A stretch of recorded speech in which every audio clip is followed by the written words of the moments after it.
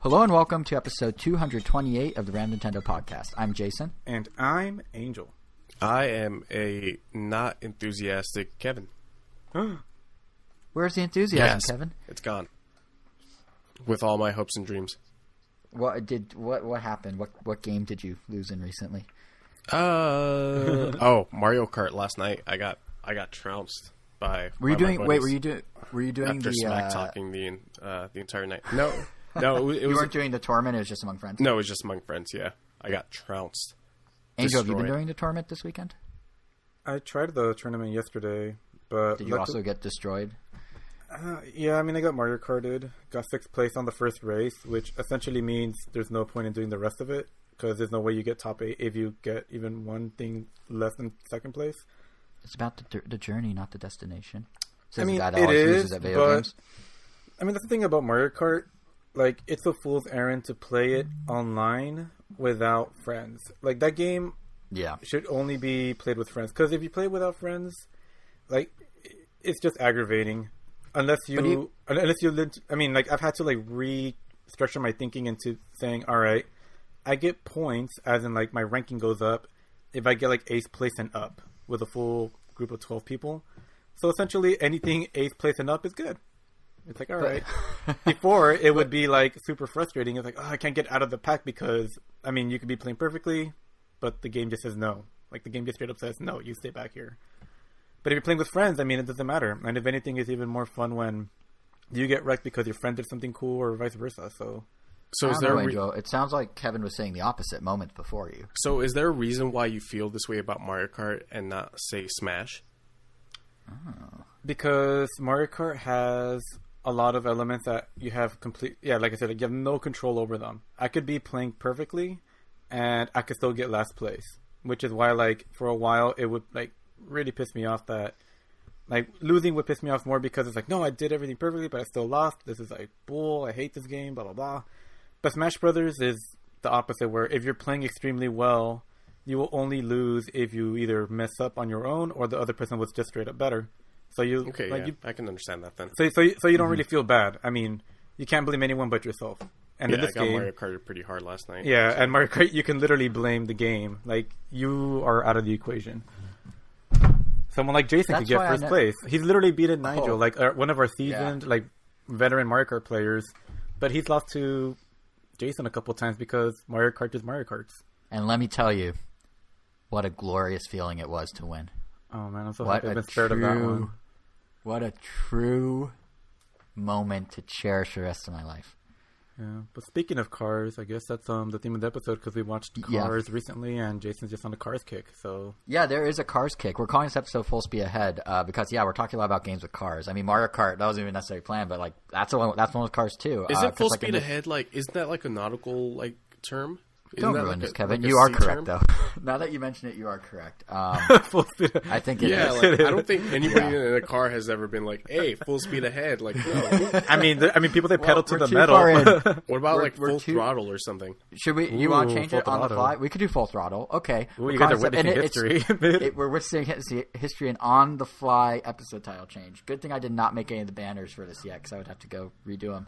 But we're okay. So we're calling it full throttle. What about you do full speed ahead, but then you put a bunch of aircraft carriers like full in their banner and then you have cars on top.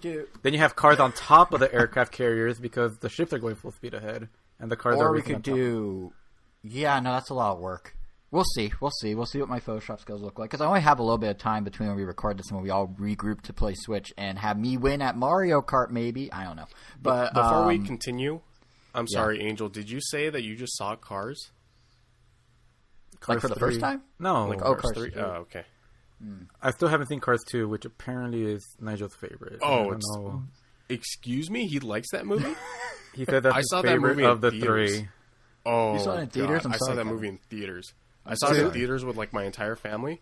And, like, afterwards I went on Facebook and I was like, Cars 2 isn't that bad. And, like, immediately I commented on my own post saying, oh, no, it wasn't. It was terrible. Don't watch this movie. Like, oh man, that movie is so bad. I felt you had an inner debate that you had to spill out onto Facebook. Like as soon as I saw what I wrote out, I was like, no, don't lie to these people. And so I think Cars 1 is okay, and I think Cars 3 was pretty good. It just did a good job of just continuing the story. Cars 2 I never watched, but I guess in Nigel's defense, he says that he liked it because of just the country bouncing, and I guess all the references to real world race car drivers, which he's a big fan of. Okay, yeah, they actually did out. Good. Did a good job of that famous F1 track in Italy or whatever. The one that was featured in Iron Man 2. Or Milan? Is that Milan? I think it was Milan. It might be Milan. Yeah. That sounds like Milan. Yeah, so, I mean, since he's all into that, and I'm sure he actually can appreciate all the details and all the references, I'm sure that actually helps a lot. Yeah. Do you think there's a guy right now listening who is so used to us opening this show with a rundown of our topics and me going, there are timestamps on the blog post for episode 228 if you go ramtown.com, that they're freaking out where are my timestamps, and they're can't handle this change? No, because he'll see the timestamps in the episode description, so... That's true. That's true. I feel if I was a listener, which I'm not, but I mean, who listens to their own who listens to their own podcast? That's narcissistic. But if I was, especially for one of this length where not all topics apply to me, I feel like I would rarely ever even listen to the intro. I would just immediately skip to the timestamp. Well, don't give people ideas. We work hard on these cheesy intros. Actually, this intro is totally off the rails. We work hard. If anyone was already doing it, they would have done it by now. Yeah. Well, in this episode, which is now called Full Throttle, I should point out what we are talking about at some point, which are a lot of car things already. Right. But no, in this whole break time, stay-at-home lull we're in, we've kind of been respectively catching up on things involving cars. So there's Rocket League's new-ish Rocket Pass. There's the other side of that coin of the free-to-play equation with Asphalt 9 Legends, which I've been playing. There's this stunt mode style game that's on sale right now for 99 cents on the eShop called REKT, which I've also been playing. And you have chickens, Angel. Chicken Wiggle, right? Well, that game hasn't come out yet. It's still waiting. You're talking about the upcoming one. I thought you were talking about the 3DS one. You're talking about the renamed Chicken Wiggle. Yeah, I never got the original one because by that point I had already moved on to the Switch.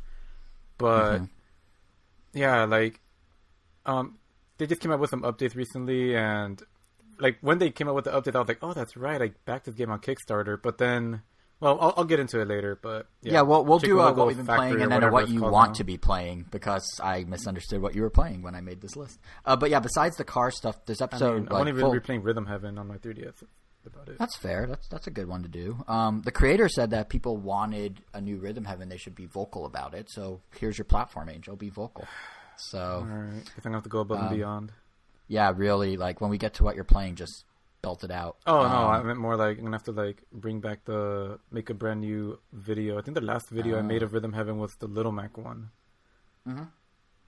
And I don't really see any videos done for Rhythm Heaven Mega Mix. Everything is just Rhythm Heaven. Well, the last one. For those who have yet to see his video, it is on ramtown.com under our extras. The Punch Out Rhythm Heaven mashup. Forgot what we called it, but that was what it was in description. Our first and only edited remix video of a from Random Nintendo, because there was a Random Nintendo branded one. Yeah, which was very kind of you, because you also have your own self to brand as. But we also have news this episode to talk about. The industry as a whole is kind of going full throttle and moving forward in these weird times. So we're gonna get a sense of how that's coming around and what normal is now. And actually, I take that back. Not the whole industry. Nintendo, I don't know what they're doing. They seem like they curled up in the field position and went off in a corner. But we're going to be discussing their financial report and Switch sales, which are accelerating and going great. But then at the same time, they basically aren't talking about their future whatsoever. And while the rest of the industry is moving forward, Nintendo's just kind of eh. So we'll break all that down later and show them what that can mean. But we should first start, since we're already talking about cars. Let's just keep talking about cars, or really games about cars, games that involve cars. I don't think any of them are actually even about cars. I think only of the three, one of them has you driving a car on a street. But the biggest one is probably Rocket League, which, Kevin, you've been getting back into now. That has that whole Rocket Pass system, right? How is that? It's been cool. Yeah, so originally Rocket League was only released for the PS4, right, when it came out about 4 or 5 years ago? I believe so, and then it trickled to the other platforms. Right. And then Switch was one of the last to get it? Yeah, and so I don't know how many people know this, but Rocket League is actually a sequel. To what? Hold on, because the name escapes me all the time. Man, Kevin, take it from the fun. Take it from the fun fact expert over here. If you have a fun fact and you have it locked and loaded and ready to go. So it is a sequel to Supersonic Acrobatic Rocket-Powered Battle Cars. Jesus. A 2008 video game for the PlayStation 3. I had no idea that was a thing. Yeah, so this is... And I would remember not with that like title. That. I know. Like, I always love quirky, weird things like that. That would have caught my eye if I ever knew about it. Yeah, so Rocket League was released on the PS4 first, I think as a PS Plus game. So that helped it blow up. And I remember playing it back then. It was really fun, but I just never really got that into it. And it wasn't until like a coworker of mine said like, "Come on, let's play some Rocket League. It's got crossplay now." So I said, "Yeah, I'll jump into it." And I jumped into it during, I guess, season 5 of the Battle Pass, which was an anime-inspired Battle Pass with a bunch of anime decals, cards, and stuff like that. Ooh, that's cool. How fitting for you. Yeah, and I was like, oh, that's cool. But it wasn't until this season where I was like, you know what, I'll buy it. Because this Battle Pass, Rocket Pass 6, is cyberpunk inspired. Ooh. And you guys all know how much I've been waiting for Cyberpunk 2077, which would have already been released by now had they not pushed the date. Wait, how much was the Battle Pass again? Did you say that yet? Oh, okay, so it's $10. Oh, that's way cheaper than I expected. Yeah, so it's $10, and the cool thing about it, as with a lot of battle passes or season passes, I know Fortnite does this, is if you level up the battle pass, like all the way through, you will earn enough credit and then some to buy next season's battle pass, season pass, what have you, for free. Huh. Mm-hmm. So do they just assume either A, not enough people will do that, or B, the people that do that are going to be buying like skins and extra like optional items to make up the price difference that, you know, it's worth it for them to basically give out the premium thing for free because they can microtransact everyone later? So I feel like what a lot of season passes do, because I've been playing a lot of season/battle pass games recently. Like Warzone has its own season pass, Destiny has its own season pass. Fortnite was really, I feel like, the first one to really popularize the season pass. Well, Fortnite that's really smart is Fortnite. The season pass, I think, has like 100 levels that you can level up just by playing the game and like doing some challenges. But by level 60, you will have enough. I forgot what V-Bucks for the next season. Yeah, V-Bucks. I still haven't gotten to that point with Rocket League, so I don't know how long it'll be until I earn enough currency for the next season's season pass. But so far, like, all the decals are really cool, the cars are really cool, and what a lot of these passes do is that they kind of front load the first five or so levels with enough stuff just to convince you, like, oh, this stuff is worth $10. And I'm guessing that developers are really hoping that you don't get all the way to level 100. Right. Rocket League's Battle Pass goes up to 90. Oh, and something weird. All these battle passes, season passes, all these, we'll just use passes for shorthand. They pretty much will show you everything that you can get. Rocket League does something that I haven't seen in other games, where after level 70, it does not show you what you can earn, which I think is really weird. I wonder if that's somewhat a legacy thing. So Rocket League used to do loot boxes and everything, right? And then Psyonix got bought by Epic, who makes Fortnite. And then they implemented basically Fortnite's Battle Pass into Rocket League as Rocket Pass, right? Like, that's kind of how we got to this point. So I wonder if Psyonix was like, oh, but we do like the randomization element, and they're trying to like cling to a little bit of that, but only at the point where the money doesn't matter anymore, right, and only to the players that would be okay with it. And that might be why at like level 70, like right at the cusp of the end of the pass, basically, is when they start doing it. It's like a little homage to their old structure without the downsides of it, I guess. That's what I can think of, right? Right, and honestly, it's going to work because I'm really curious to see what's past level 70, so I'm going to grind. Damn, so it comes down to whether... So hopefully it doesn't disappoint, because I feel like this just brings up expectations a little more. That's true. It could be. That's true, it would. But, I mean, if you've been playing the game, you already know what... I mean, it could only be so many things, so... It could be a hat for your car, a car design, a decal, what's left. Yeah, right. Explosion animations, but... Oh, yeah, explosion animation. Damn, the one you had was awesome. I mean, like, I kind of just fell in love with the T-Rex one and just didn't even bother to look at anything else. and I kind of realized that there's so many really cool looking ones. Yeah, there's some really cool ones that you'll see online that you're not able to get anymore. What Rocket League still does is you level up your individual level separate from the Battle Pass level, and you'll get some stuff. Blueprints, which I had no idea what they are, but essentially they're more cosmetic stuff such as explosions, trails, what have you, tires. Oh yeah, trails. I forgot that trails you can use the currency to create, which still adds some like randomness factor to it, and you could trade them with other players. Oh, that's cool. Very few games let you do that, I feel like. I mean, I guess like Hearthstone does, but a lot of the free-to-plays, you get what you get. Yeah, I mean, the only reason that they let you do that is because you still have to purchase to unlock it. Mm-hmm. So there's still some randomness attributed to it. So how does grinding work in a game like Rocket League, where it's basically soccer? Like, how is it? Just you just have to keep winning matches? Not necessarily. So, oh, and also important to note, if you don't buy the Rocket Pass, the season pass, you don't buy the pass, it will still level up, and then once you buy it, you will retroactively collect all the items that you have unlocked. That is really smart to get new people in. Right? So like that is incredibly smart. Good on Psionics. No, yeah, that's really smart. But what Rocket League does is it gives you challenges just like any other pass. It gives you the season challenges and then the premium challenges, which aren't necessarily harder than say the regular challenges. And so far, this is I think week 8 or week 7 of season 6. So they started off pretty simple, score a goal, win an MVP, stuff like that. I'm starting to get to some of the challenges that are maybe a little bit more grindy, like play 42 matches of online, get 50 goals once you unlock the challenge, that kind of stuff. But right now, I believe I just hit level 60. So 10 more levels, and I get the last vehicle, the Ronin G1. I believe that's what it's called. I get the final vehicle, and then I'm in uncharted territory, past level 69. So nice. I've got that to look forward to. And yeah, nice. And by then, hopefully, I'll have enough currency to buy next season's pass, assuming I want to.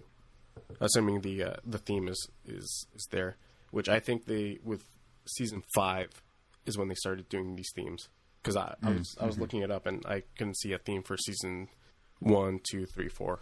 So I guess I figured they have to start differentiating in some way, or getting people that did season 1, 2, 3, 4 to want to keep going, besides just random arbitrary things slapped together. Yeah, and I feel like the season pass model is way better than the random loot box model that they used to have going. It is also making you much better. I mean, we all played, like, all 3 of us played on Wednesday night, and yeah, you definitely have been playing. I mean, I'm horrible at it, but you've definitely been playing. No, don't get me wrong. I'm terrible too, especially going up Not against compared to me. Especially Not going up compared to against Angel.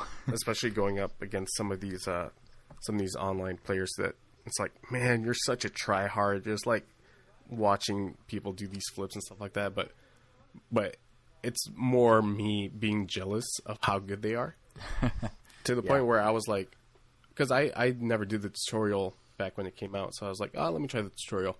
And the difficulty in the tutorial it's like either way too easy or way too difficult. But luckily, I think you can find some custom made like tutorials that will help you get better. So I'll probably be checking those out soon, just so that I quote unquote get good at the game. Yeah, because none of us that ever really even try to do any kind of flying. Because I remember doing the tutorial a long time ago, or at least like the blocking tutorial where they just like shoot the ball from various locations, then you just have to block it like a goalkeeper. And I got pretty far up until the point where you essentially have to fly pretty much like ridiculously high up. And there was just a point where I just couldn't get it. It's like you had to like angle the car just right just to block it, and it was just it was frustrating. But is there a challenge? Those replays though. That you. The replays are great. Oh no, is there a challenge for my expertise, which is unintentionally hitting my teammate at the exact moment they cannot possibly get hit because they need to score a goal?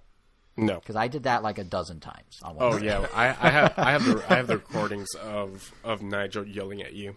Oh yeah, no, and the thing is, like, I wasn't even he wasn't in my view. He wasn't in my field of vision, but he'd be like behind me or something. I'd like cut in front of him and not realize it, and then bonk into him on the side or something. I did read up that the game is programmed to uninstall your game if you did it like 10 more times. Oh really? It actually can take control of my Switch and delete itself. Yeah, it would say like, nope, we can't have this toxic player playing. Oh, I'm toxic now. Oh, that sounds like a challenge unlocked. If I get deemed toxic, I feel like I'll unlock some sort of achievement. I mean, don't they have? Isn't titles one of the things they have in Rocket League? Maybe I'm thinking of a different game because toxic could be a title, and then it just boots me off. Yeah, titles. You can unlock titles. Yeah. We were discussing this. I don't know why they don't give you the option to customize the ball. Because I feel like that's such an easy cosmetic that you can do. Even the little tracker. That shows you where in the like the reticle. Yeah, the reticle. Yeah. I could definitely. I mean, if you could customize it, I guess it would have to go to. I mean, if you're playing with friends, it would have to go with whoever hosts it, unless it just randomly picks, I guess, the ball from everyone that's playing. Kind of like. Oh yeah, I never thought about that. It'd be difficult to have like Well, I don't know if it'd be difficult, but I would assume it would be for having like 3v3, having everybody's individual game show their own ball. I guess that kind of makes sense. You could do that, or just have it that's shuffle. Definitely possible though, because I know like games like Street Fighter. I think it was Street Fighter 5 or 4, but like if you didn't have the DLC costume, like you were just fighting a normal looking Ryu, but on their end they were playing as their alternate skin. Oh, okay. So maybe it is possible. But... So the tech is there, but yeah, I don't know. I'm guessing some people. Maybe I'm sure there's some balls that would look really, really cool, but would be very impractical to actually play as because they might be too distracting. Oh, speaking of that, right now I think this weekend there's a limited time game mode called Beach Ball, where you're in like a really cool arena. The floor is all sandy. It's nice and bright, and the ball is an actual beach ball with beach ball physics. So that sounds kind of fun. Yeah, we should try that. It already kind of has beach ball physics. More so. No, more so. like this thing will curve, and it's so annoying. Yeah. And wow. Just a little tap will send it flying. Yeah. Like fast acceleration, but then we should try it. True. Yeah. Mm-hmm. You know, going back to the ball customization, they should, be a cool one for the Switch, like the way they have Mario and Luigi cars Kirby. And Samus cars. Yup, Kirby. And then Epic can even go one step, or a Morph Ball. But if they do Kirby, they can then put in all the versions and have PlayStation and Xbox have to censor him out. Did you hear about that with Fortnite? Yeah, so they made a trailer for Fortnite's Party Royale mode, I guess, which is the new like non-combative section of Fortnite, and they're gonna do concerts in there. Like they had Steve Aoki and Deadmau5 and Dylan Francis, and in the sizzle reel trailer for it, one of the visuals from one of the DJs had a dancing Kirby. So Nintendo left dancing Kirby in the Switch version of the trailer, but Xbox and PlayStation is just a pink blur. They actually like manually like white them out like they do with logos on shirts when they're unauthorized and stuff like that. I just thought that was kind of funny that one, Kirby got in there, and two, Epic's like, oh wait, the other guys aren't going to like this, and actually had to like white him out essentially. But yeah, I forgot that part came out. Yeah, it's interesting. I don't know. It's very much in line with what they want to do with their whole like metaverse idea, where they want to just basically they want to do what Second Life tried to be, but they actually can't because they now have 350 million players worldwide. So yeah, not concurrent, of course, but up to 350 million people have checked the game out. So like that even counts me, who has played it like twice ever. So, but still, it's a lot of people. So I think if anyone can do a Second Life like virtual world, like PlayStation Home was trying to be, or Second Life was trying to be, it's probably gonna be Fortnite. I think that might be a reach considering what you can do in Fortnite. But well, that's the thing though, is this party mode is supposed to be them. Yes. Well, yeah, this whole new Party Royale mode is literally remember just PlayStation Home world. That was funny. Yeah. Didn't I just say PlayStation Home? No, I do remember PlayStation Home. I don't know, you're talking like a mile a minute. I could barely understand you. Oh, I always do. Me and Angel's brother had an idea of doing like a spin-off podcast for Nintendo. And you know how your avatars are your Miis? We're going to use our PlayStation Home avatars. And I imagine the podcast would be spoken at a much more normal rate than my mile a minute. Probably. Yeah. But I could see Fortnite turning Party Royale into a real thing. They just need basically a in-game interaction thing besides, a chat box, like some sort of... They have emotes, I guess, but they need some sort of like PlayStation Home had like almost like ways to, almost like The Sims, have your characters do stuff together versus at each other. So that might be the missing piece. I don't know. But if you do check it out, let us know what you think, Kevin, since you are more of our Fortnite guy. Yeah. Yeah. But yeah, Rocket League, I like how they're changing it. That sounds promising. It certainly sounds more like the right way to do a free-to-play game than the other free-to-play on Switch that involves cards, which is what I've been playing, which is Asphalt 9. Legends. Excuse me, Asphalt 9 Legends. I did give up on that game. I just deleted it. Yeah, so, here's the thing. It's like, there's really like... Not that there's anything wrong with it, but it's just like... that's not... The time passed. Yeah, and it's one of those things that, like, there's two halves to the conversation about Asphalt 9, I feel like. Like, even with Rocket League, you're talking about how you buy the pass and there's challenges that level you up, and it's like they're very interconnected. But Asphalt, like, there's the game itself, and then there's the monetization schemes that Gameloft kind of, like, stacked on top of it. And if you're talking about the game itself, it is actually really fun. Like, I'm having fun with it. You guys may recall... I guess it was back when I demoed it during E3 last year that I was saying here on the show that I really, really liked the DSi version of Asphalt, of all things. I believe it was the fourth one in the series, maybe. And I really liked it because it's like this super arcadey racing game, the exact type of arcade racer I like. And as racing games have evolved, it looks like Asphalt's kind of been right there with it and keeps wearing its inspiration on its sleeve. So at the end of the day, what you're looking at here is like the slick style of a Need for Speed game, like the trick moves and ramps of a game like Cruisin' or Rush, the dramatic cuts to crashes of a Burnout game, and even the club system where you can actually go join races in groups and chat with fellow members throughout like the game interface and earn upgrades together. Even that's here, and that's from something like Drive Club, which I don't even think is supported anymore. So you have all these different ideas from all these different games and kind of threw them in a blender, and out came this fun, albeit not exactly original, racing game of its own in Asphalt 9. And it is legitimately fun. Like, the races are fast and pretty fluid. They have branching paths and shortcuts to take. There are jumps to hit and tricks to land. And you can whack other cars with this 360 move. And the key thing through all this is, like any good arcade racer, it's about maintaining and utilizing your nitro. So for any amount of air you get, any trick you do while in the air, anytime you knock an opponent with one of those 360 spins, you fill up your nitro meter. And you can also run over nitro cans and collect nitro that way. And more often than not, it's really about utilizing those nitros at exactly the right time, knowing when to do a small boost, when to let it build and do like the super duper ultra nitro or whatever they call it. And that can make the difference in a lot of races between winning and losing. So that's pretty fun. And because the tracks all have different paths and everything, there's already some fun to be had just in replaying them because you can make sure there's different routes to go, never do the same thing twice. And it is nice that all these ideas are together in this game and they do mesh pretty well.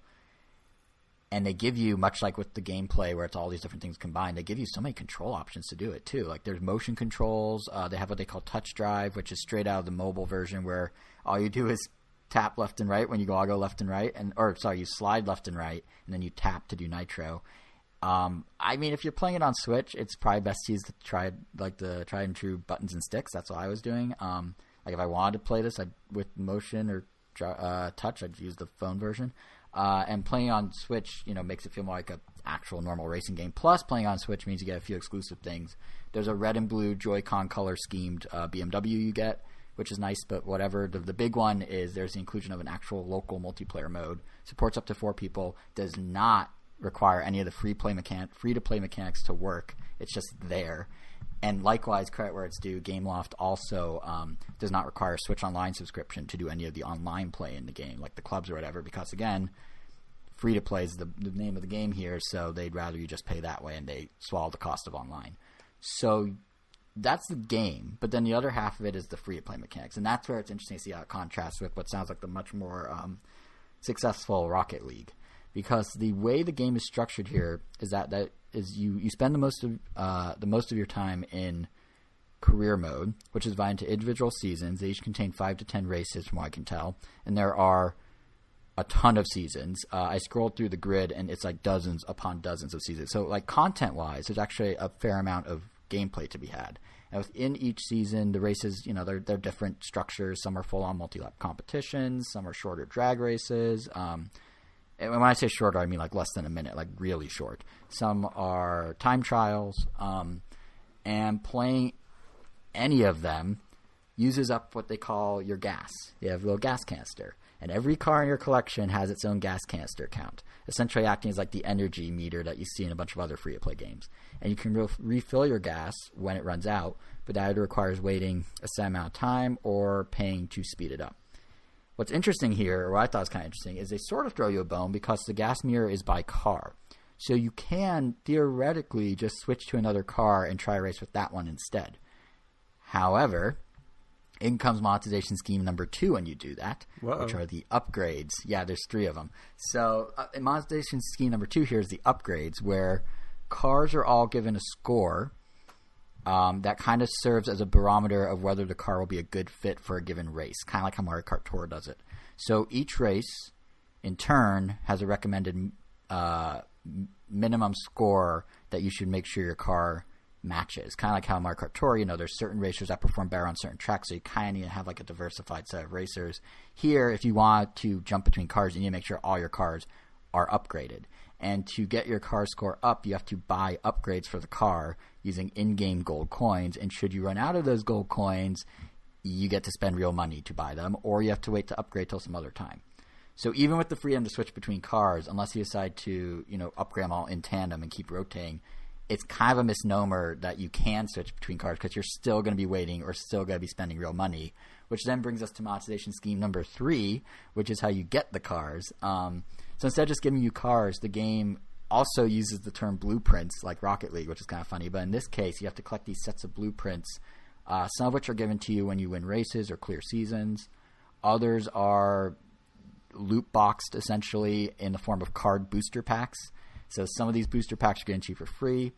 Some are laid out along like the grid of races you choose from in the career mode as you go season to season. And credit where it's due, that grid, like Gameloft doesn't make it a linear grid. If you are stuck on a race and you don't want to waste your gas, you can go around it and do a different one instead, which is kind of nice. But either way, like you still have to deal with these booster packs because other packs need to be bought using a whole different type of game currency than what we've been talking about. It has to use tokens, and you earn these tokens by completing specific objectives within the races, such as there's daily goals the game rotates between, or there's certain ongoing milestones like drifting a certain number of yards or completing a certain number of stunts or that sort of thing. And if you can't do those, you of course can just buy them as well. They do occasionally give you a free booster pack. It's like I think every 4 hours they give you a pack from the classic car pack, which is the lamer cars. Like if you want the cool high-end ones, you need to spring for the yellow booster packs. And they do occasionally let you outright buy a car. I think they have one a day using a combo of gold coins and tokens. But obviously they're priced rather high, and I'd rather save my money for my upgrades and do it that way and not use real money. So basically, if you couldn't tell from the start of this, Asphalt 9 is a mobile game in every sense of the word in terms of its monetization schemes. And if you want to play it as more of a traditional console game for a longer play session, it certainly drags you down unless you're planning to pay money because you're going to hit a wall sooner or later. And in the beginning, it's pretty loose and gives you a lot of time, but as you get further in the game, it starts cracking down more and more. And yeah, they want your money. I mean, one of the bigger token packs you can buy is $100, or well, technically $99. So like they're not even being subtle about it. But if you're looking for like short bursts of gameplay a day or like little races here and there, it's really not that overbearing. I mean, granted, it can be annoying when the drag races are less than a minute and that uses the same one gas canister as a good 3-lap race, and it feels kind of cheap when they do that. But like for the most part, I'm having fun with it. If I hit the paywalls, I tend to just switch games or just call it, and that's it. Whether that gels with how other people or how you guys may want to play, obviously that's a personal preference, but for me, like the arcadiness of the races is keeping me coming back and I'm having a good enough time. But it is definitely, in contrast to Rocket League, like the epitome of everything wrong with free-to-play games in terms of its structure. But there's a ton of content should you put the money in. What? You mean Fortnite? Fortnite and Rocket League. Oh, okay. Because they're, they both have the pass. Well, yeah, but Rocket League isn't free to play. Oh, that's right. It costs money. You're right. Yes, so Fortnite. We'll go with Fortnite. I was thinking just the pass system in general. Oh, okay. Yeah, but you're right. Yeah. Yeah, so I guess Fortnite would be the better comparison, yeah. But it's just interesting to see like the pass system in whatever game it may be compared to this sort of paywall as you go sort of thing. How does the game perform? It's mostly okay. So in handheld mode, the frame rate kind of dips every so often. In docked mode, less so. I've noticed some, like, it gets a little crazy. So when you do the crashes, I was mentioning they're kind of burnout-like. You know, they do, like, the dramatic camera angle. Some of the particle effects that they threw in probably slowed down the frame rate more than it needs to. Like, you can see it kind of stutter every so often. But for the most part, it's pretty fast and furious. Not really furious. I don't know why I said that. You could tell I was even hesitating as I was saying it. Like, no, don't do it, Jason. And then my mouth just did it anyway. But yeah, no, it's pretty. It's fine. It's nothing that there's no show-stopping like bad frame rate or anything. At least from what I've experienced. Well, look, thankfully we have Burnout Paradise coming out soon. Yes, indeed. To get our fill. Indeed. That's $50. But this right? one. Yes, it'll be 50, and it's out June 23rd or 18th or something like that. Ooh, but yeah, this one's cool if you just want like even more arcade than Burnout and just like little short bursts of it, essentially. But it's definitely just beware. It's definitely a free to play game. It's actually one of 2 games with cars I've been playing. I'll really quick just say the other one. It shouldn't take too long here, but just the stage. Well, yeah? actually, I guess it doesn't matter. No, I was gonna say like, I guess it's really quickly just because we were talking all about like all these different passes. I just thought it was kind of a coincidence that another game that I know I've brought up many times that I've been playing, Brawl Stars, they just yesterday, actually today, announced that they're going to be doing a pass system. How do you feel about that? Well, at first I was like, no, why are they doing a pass system? Because it's definitely one of the most generous free-to-play games I've ever played. Kind of like definitely more so than Hearthstone, and I think Hearthstone's okay. But this one, it's kind of interesting. It's like, actually really cool. Like, essentially, if you buy the pass, we still don't know how much the pass is. Anything you could get in the pass, you can still get without the pass. So all the pass really does is just guarantee that you're going to get these things at certain markers. So but if it's I guess because like subscription. But if you don't have the pass, then essentially it's like nothing really changed. Like, there are some characters that will be legendary. So that means you have to, like, the odds of getting them in the loot box is, like, really, really low. But, I mean, that's already how you get most of the characters. But if you get the Battle Pass, then you're guaranteed to get them when you reach, I guess, that point in the Battle Pass. And that's pretty much how, like, it's all treated. Which, on one hand, it's kind of cool, but also just kind of weird. But see, like, on some level, I almost wish that's what Gameloft would do with Asphalt. Like, the game apparently on Switch has like 5 million players, and it's a huge franchise for Gameloft. Because I don't feel like I'm missing it. Yeah, I just like both. Because like on one hand, it's like I play the game so much, and I like the game a lot that I was like, oh, I kind of feel like supporting them, and this feels kind of nice. Mm-hmm. But on the other hand, if I don't want to get the pass, I don't feel like I'm missing out, or I'm like, it's like, oh, okay, I can still get everything. It's not that big of a loss, so I feel like it kind of hits that nice balance right there.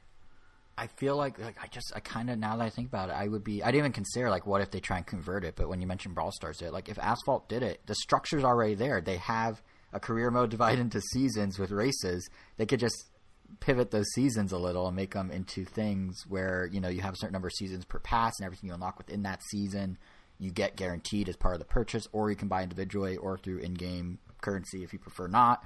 Like, it could totally work, and it would probably get rid of a lot of the hindrances of why people may be hesitant to play something like Asphalt. Although, granted, as Kevin said, Burnout, which is overall a much more ambitious and bigger and probably better, I'd say, game, is, you know, only a month away from us now. But still, though, it seems like that would be interesting if they did that, or if all sorts of free-to-play games started moving away from loot boxes and towards like some sort of dual approach like that. All right, so I guess about the other game with So yes, it is actually my namesake, kind of. But yeah, so I was playing another game that's also about cars, but funny enough, it uses like it's very similar to Asphalt. It's REKT, REKT, and it's similar in a lot of ways. I mean, they both not really, but they both use the ZR and ZL buttons. So which is it? No, it's they have the exact same gas and brake pedal controls, but no, structurally they're actually more like similar than it seems. I was kidding. Yep, no, some are A and B. These are ZR, ZL.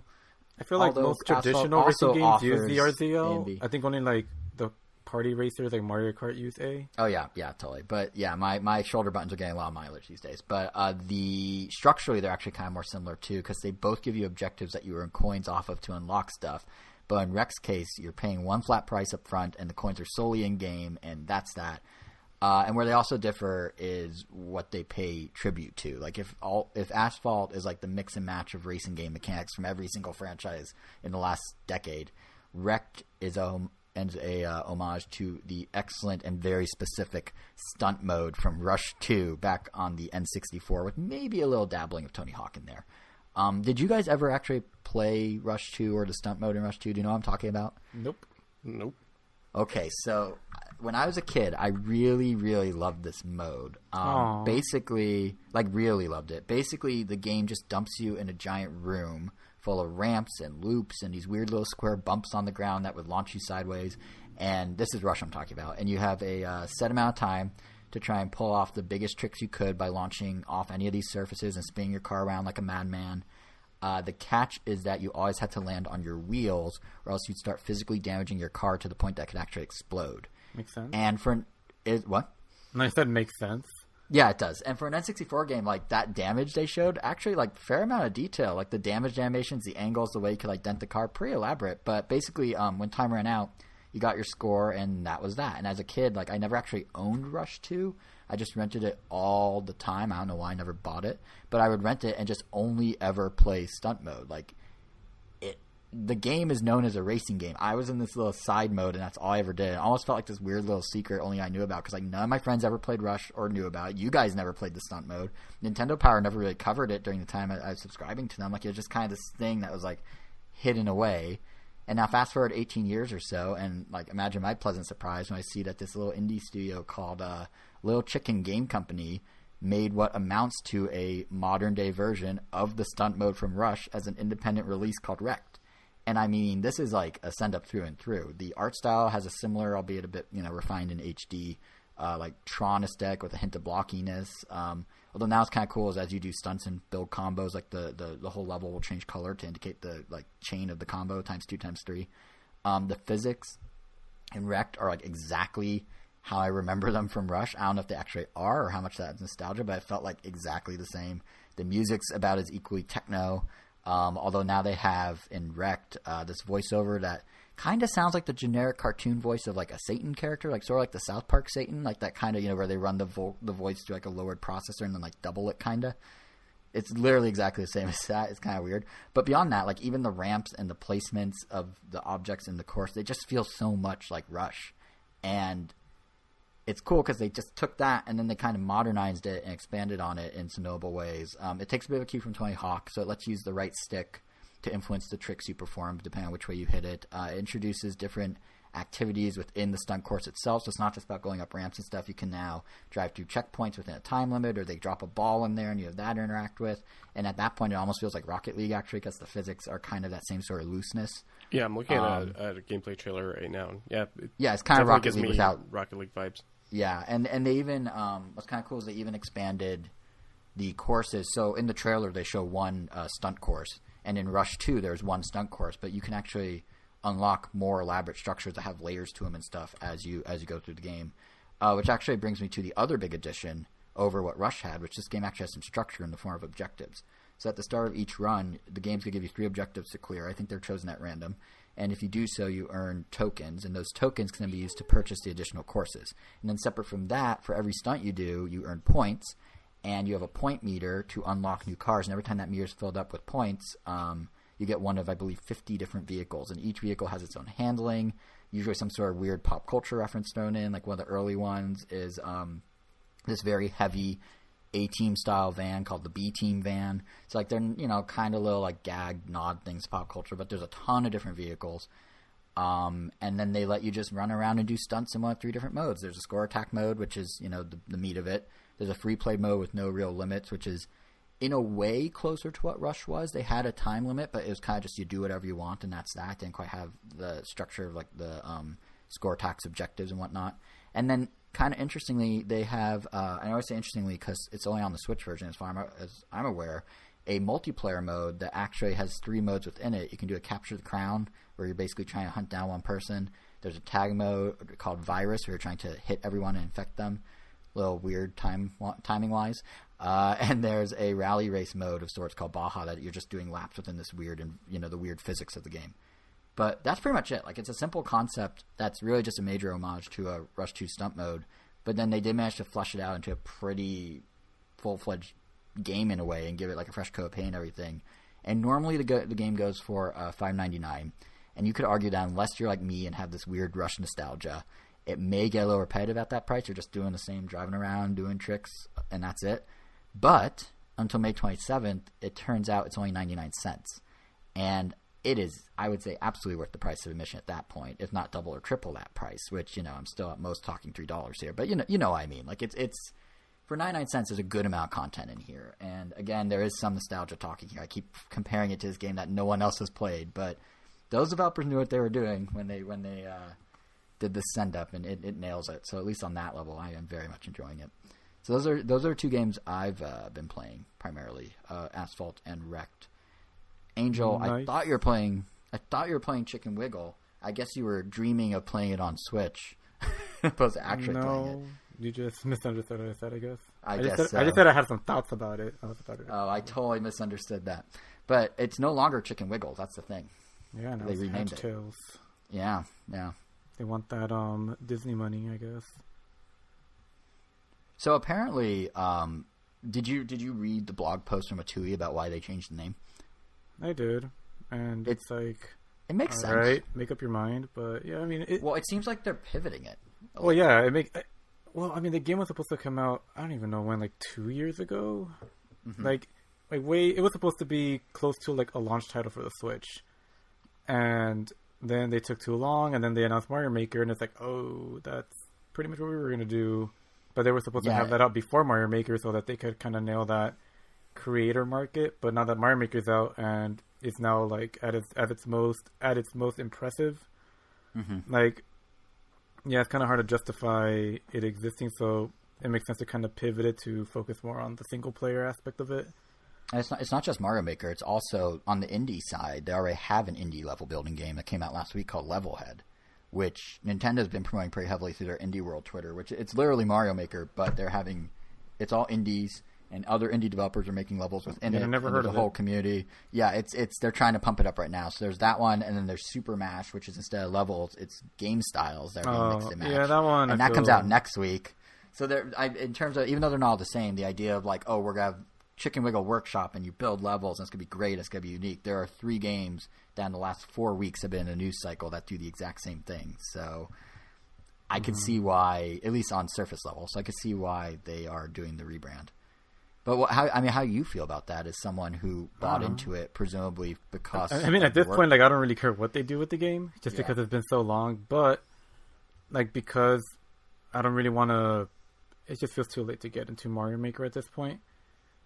It is nice knowing that game is still coming down the pipeline at some point, and since I'll get it when it comes out, I will be very much motivated to create levels in it, and I'll just go all out on that one. Because I mean, it doesn't sound like they're scaling anything back; they're just adding more and more to it. They're adding more single player, right? Like campaign. And considering like how long the project's been going for, and I mean, you could in some of his posts, you could see how like frustrated or annoyed he was getting. I mean, people were getting impatient. I mean, some people have to realize that Kickstarter isn't a pre-order; it's more of a you're helping someone create something, however long that takes. Like, due dates change. I don't think I've ever had. The only Kickstarters I've ever had that were on time or deliver their product on time were the ones that didn't really need the Kickstarter. It was more of a way to just gauge interest. Like pretty Wonderful much 101. Yeah, like that, or like anything I got from IDW, anything I got from Standard Happiness. I know like all of like the stuff that Ed McMillan posts up, like Tapeworm and the Binding of Isaac game. Like he said he has the funding for them.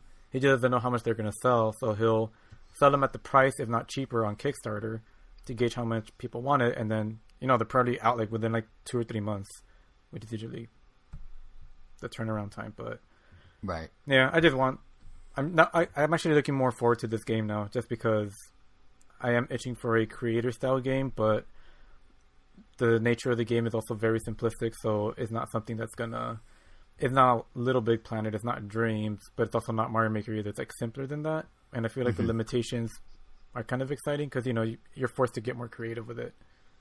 Yeah, that's what so many people were upset by when Twitter went from 140 to 280. Is it does weirdly stifle creativity, or so people thought. But it's true. The more limitations you have, like Vine, when Vine was a thing with 6 seconds, everyone got real creative because you had to be really snappy with it. Versus like TikTok's 15 or 30 or whatever. Yeah. Yeah, but and I mean it should be good. Like a 2E, that's formerly Renegade Kid. They make great stuff. Mutant Mudds was great. Yeah, Mutant Mudds is good. Moon is fun. Mm-hmm. Xenonauts. Well, I can't remember what it's called. Retronauts. Yeah, Xenonauts is fun. They're good, albeit small studio. Yeah, and that's the other thing people need to keep it's a shame Colt County never happened, but yeah, Colt County looked really like interesting. Yeah.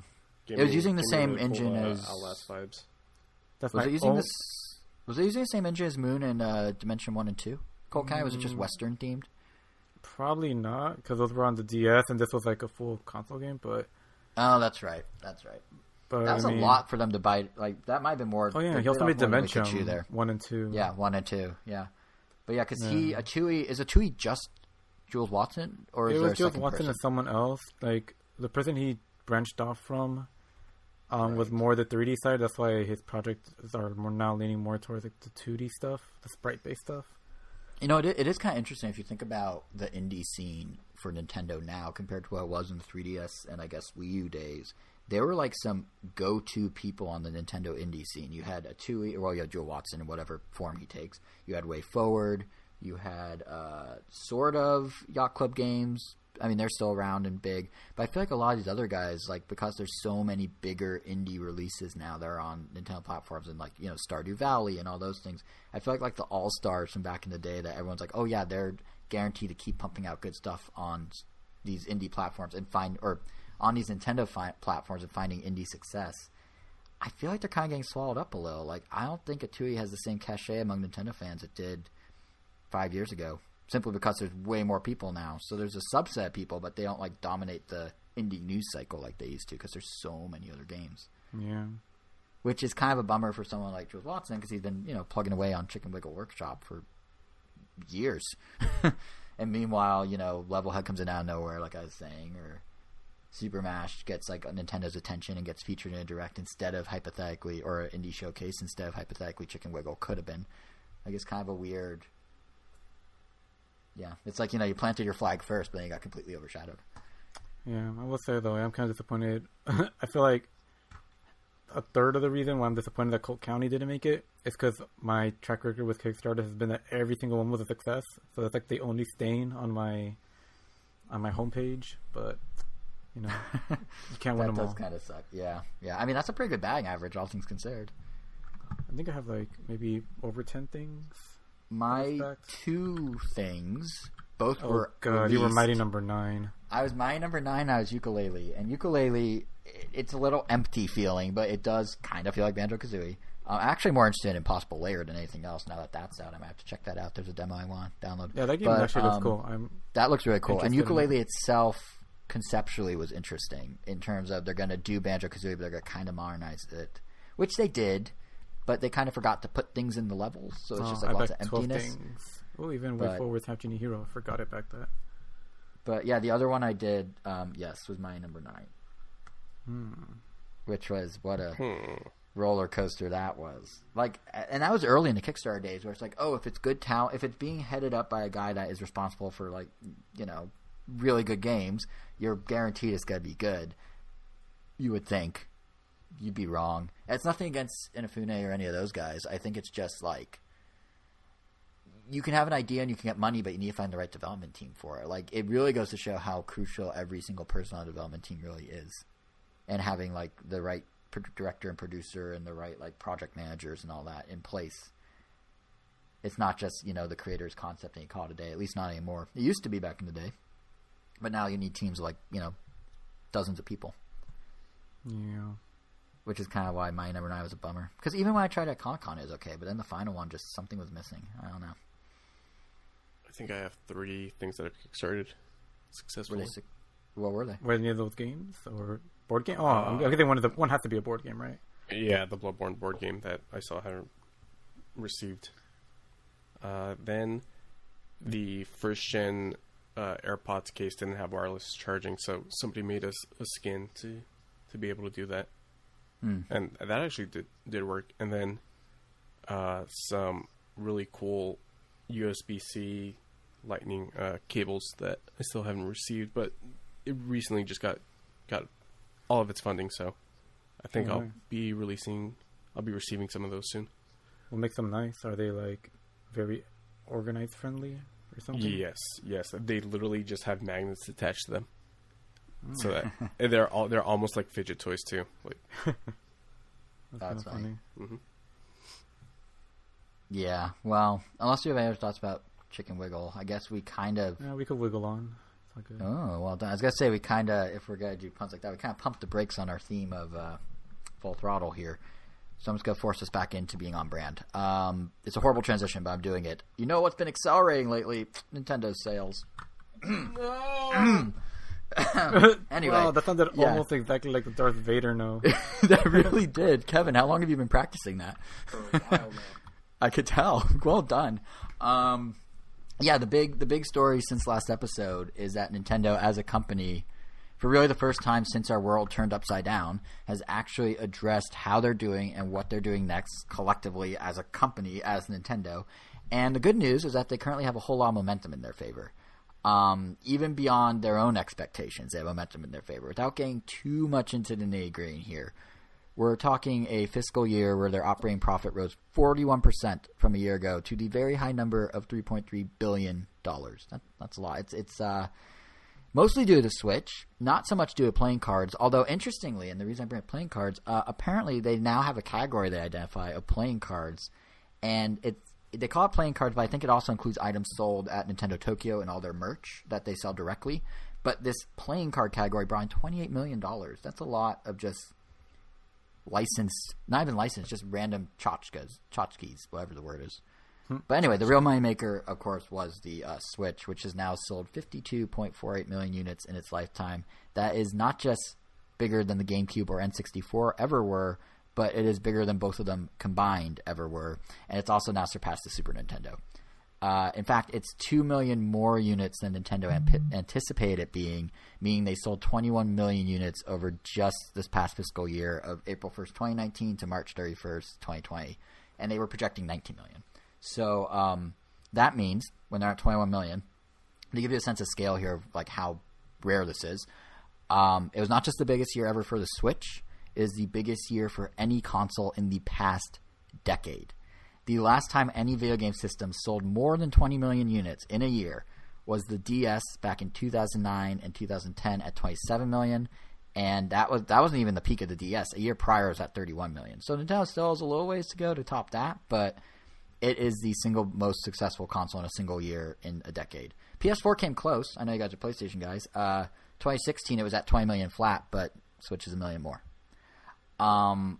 And as much as I love to, spout off all these random factoids like a Snapple bottle, what's noteworthy here, in my opinion, is it demonstrates a historically strong amount of momentum that the Switch currently has. Momentum that Nintendo's planning to really leverage going forward. Like, all we're going to see is them ride this momentum because they literally have nothing else going on. They have straight up said, we have nothing to say. So the biggest driver of that momentum is no doubt Animal Crossing New Horizons. We already knew it was Switch's fastest selling release.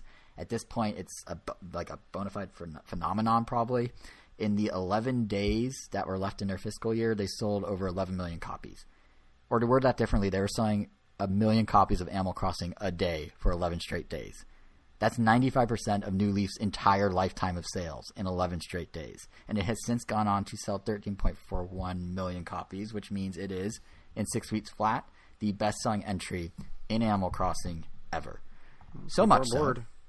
I guess so, but so much so, it's doing so well that, according to a summary of the investor Q&A I saw, apparently Nintendo's president, Shintaro Furukawa, he was saying that the game has already matched the entire forecasted lifetime sales they expected the game to reach. And it did in 6 weeks. So everything else here is just icing on the cake for Nintendo. They already hit their goals forever for the game. And, numbers are one thing, obviously, but seeing the impact on, the zeitgeist really feels like something else entirely, because we reached a point where major high-end fashion brands like Valentino and Marc Jacobs are not just putting their clothes in the game via QR codes, but are actively across their own individual social channels, where they're customers that aren't playing Animal Crossing are actually they're all now promoting Animal Crossing on their channels. And then another tipping point where I was just wow, this is the moment when I finally realized we're through the looking glass with Animal Crossing's cultural impact. the Financial Times, a well-respected, traditional, economic-oriented newspaper, on their homepage, on their front page of their published edition that goes to investors, had a legitimate story of, and I quote, "Gamers hunt tarantulas after being caught by Animal Crossing rate cut." One of the biggest financial newspapers in the world did that on their homepage. Like, what is going on? Like, has there been any moment for you guys, even if you haven't played it in like Kevin's case, where just like Animal Crossing just surfacing in ways you wouldn't expect, or like you were kind of taken aback to see it? Like another game like this? Yeah, or just in general, because like Minecraft, I guess. Minecraft and Fortnite, like, yeah, maybe Grand Theft Auto 5. Did GTA 5 have this? I mean, Minecraft and Fortnite I can believe, but did GTA 5 really reach this far? Like, yeah, GTA 5 I guess is it like did. one of the best selling games of all time. That's like, true. That's considering true. And it's been on, selling well for like 5 straight years. Yeah, considering it's always in the at least the top 10 of the NPD charts. Like, yeah, of course. Right. And I know, Angel, there was one that caught your eye, even if you're forgetting it. You seemed so amazed about that NFL video for the Lions the other day. Oh yeah. Well, I mean, I was playing it up, but I know. Yeah. It was cool though. Like, do you want to describe essentially what it was? That was cool. I mean, just the fact that an NFL team unironically used Animal Crossing as a way to announce their season. But yeah.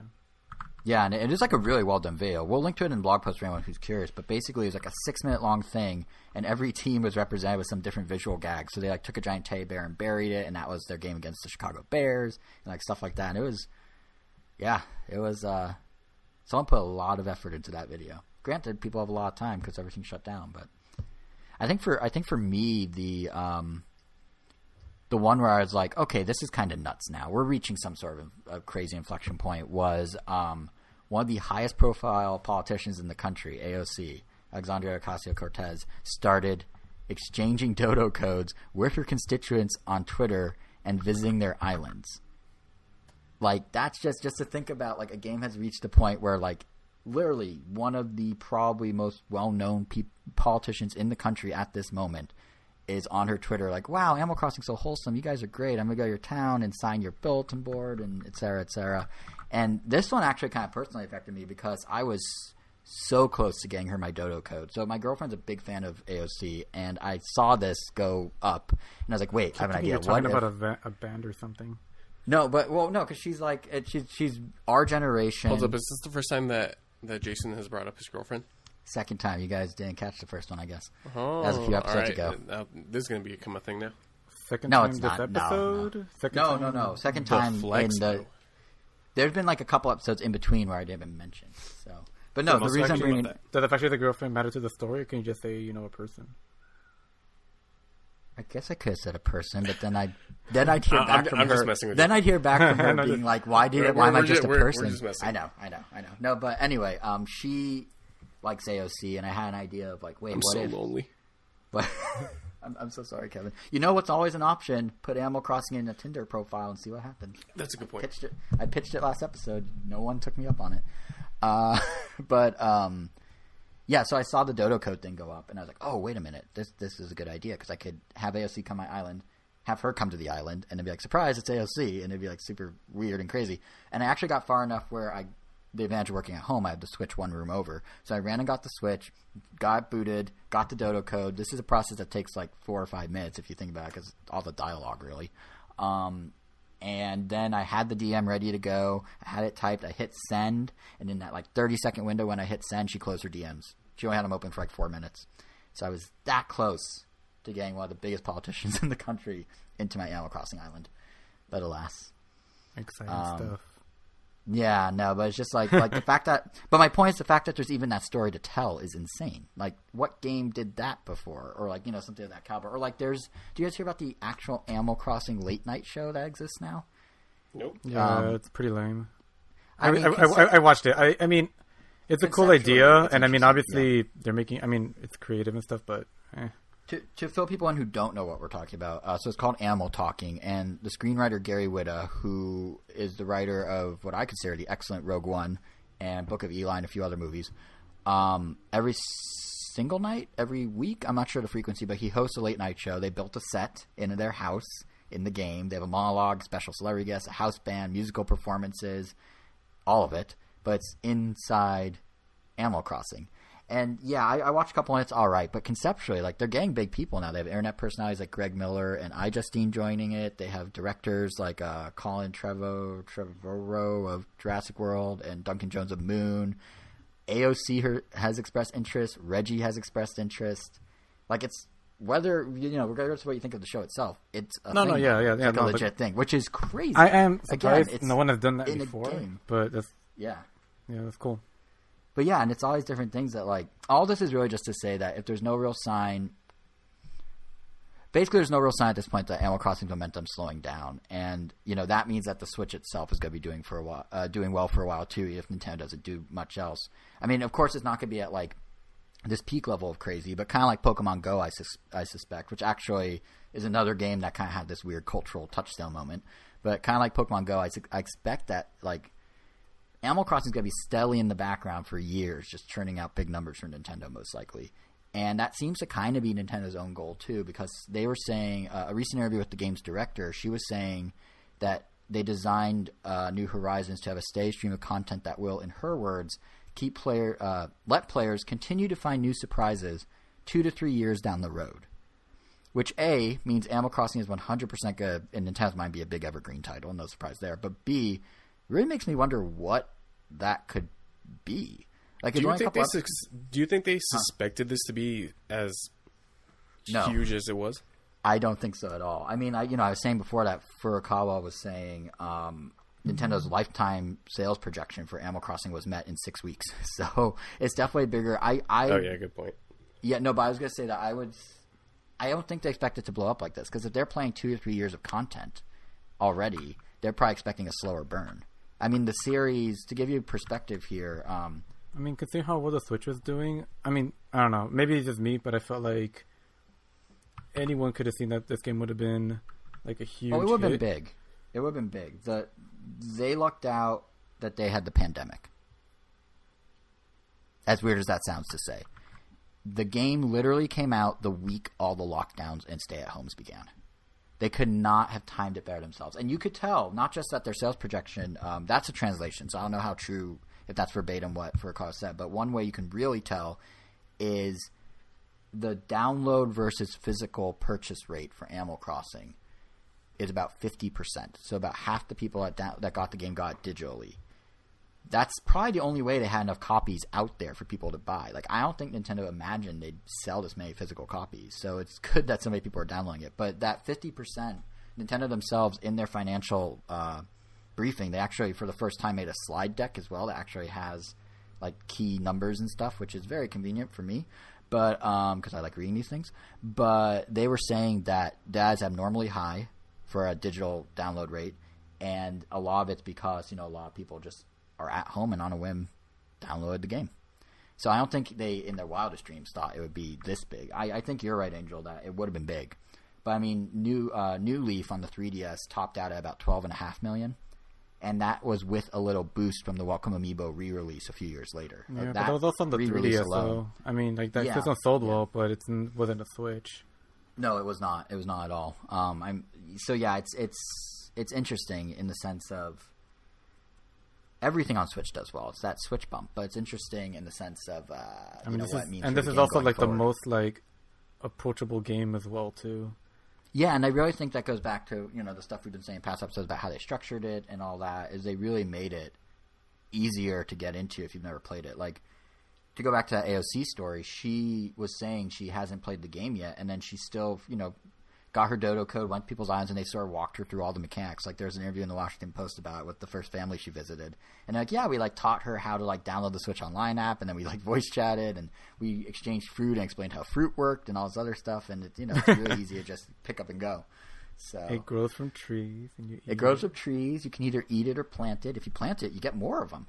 But yeah, it was it's definitely been kind of a cool thing to watch, because I always make the analogy of it's kind of like watching. It's kind of like Nintendo's my sports team, so it's sort of like them winning a championship or something, because it's crazy numbers. But I do wonder if they weren't anticipating it to this extent, which clearly they're not. what does their pipeline look like for the next 2 or 3 years? Because, a couple episodes ago, in terms of Animal Crossing content, because a couple episodes ago we were talking about, they need these missing characters back, and they need features like ordinances. That'd be cool. But then I tried the Mayday Island, and I kind of wondering just how outside the box I might go with DLC now. Like, Angel, did you do the island? Yeah, I mean, didn't we talk about it last time? But I guess it was pre-May. Oh, well, I mean, I love the concept. I love that the game has the capability to create puzzles like that. It just kind of sucks that it seems like we can't do that ourselves just because inherently, like, they take away the ability to craft certain things and give them back to you for the sake of the island, which is really cool. Mm-hmm. Mm-hmm. But I mean, we'll have to find some other workaround. But it was, I feel like their announcement made it seem like it was going to be a little more, but yeah, it ended up being just like really short. I'm like, oh, that's it. It's like, okay, I guess that's cool. I mean, I was disappointed, but I'm excited about the potential. Just because, I mean, even Rober, like, I mean, I don't really care too much about Rober, but yeah, everything else about it was like, it got me excited for what they could do in the future if they actually want to go all out on a super, like, I don't know, like maze that actually is gonna like bust some heads or something. To me, it almost felt like a proof of concept of not just the mazes, but how they can think of the mechanics of Animal Crossing in a different way. Because, like, with a maze, you're right, this was a really small one. But what they basically did is they made a very traditional video game experience inside a game that consciously bucks all those concepts. Like, yeah, because I don't think anyone really expected that. That was no, and it's interesting because, like, what it was ultimately was a special level with a defined start and end. It had a set way to win. You had to utilize different mechanics you learned throughout the game to solve the puzzles. And it was all shallow, for sure, but Nintendo's willing to, like, experiment with just that idea to go say hi to Rover again. Like, how far can they take it? Like, in the same way that we were saying, I don't know, a couple episodes ago about how Splatoon does an excellent job of riffing on one core concept in, like, 5 or 6 different ways. Could 2 to 3 years of Animal Crossing support result in Nintendo getting real wild with new ideas for mechanics that we think are defined a certain way, but they can, like, mix up? Oh, yeah, I'm sure. I mean, all they really have to do is just, like, flip a tiny little switch on even some mechanics that are already in the game, and they would make it. They could create, like, whole new mini games in them. Yeah, or even, like, one of our friends off the podcast was saying after he listened to our missing character list that Blanca, we didn't mention Blanca, the cat who you make a pattern for in the past games, and then she walked from town to town with your pattern on her face.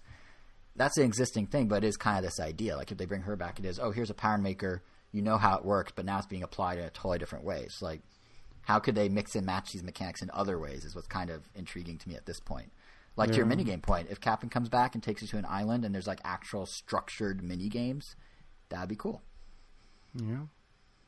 I don't know what else it would be, but I don't know if you have any other ideas, but I think, or Kevin, what would take to get you by Animal Crossing? Like, maybe they need to do, like, an anime mode or something. But no, it would be like, there's a lot of opportunity to, like, expand it beyond what it is now, I think. And knowing that they're I think I'm too late to the zeitgeist. Like, at this point, it might be too late for me, just like it might be too late for me to be playing Mario Maker. I could tell you're distancing yourself quite literally from this game because you sound very far away from your microphone.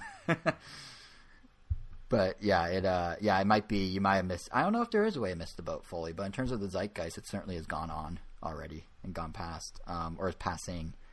But I do think whoever it is, yeah, they're going to do something that hooks people in a way, whether or not they played it before, something that's a little different or stands out or changes it. And I think what is interesting is another game that Nintendo's working on that they've been pumping up is Pokemon's and its DLC.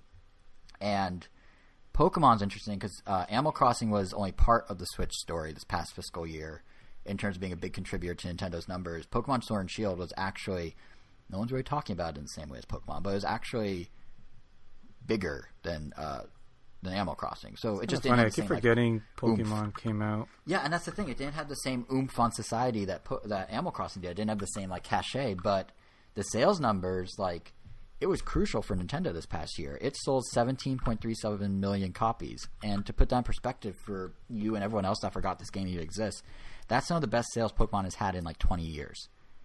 In the 4.5 months it's been out, something like that, 5 months, the Sword and Shield pair has already outsold every Pokemon entries lifetime sales except Red and Blue, Gold and Silver, and Diamond and Pearl.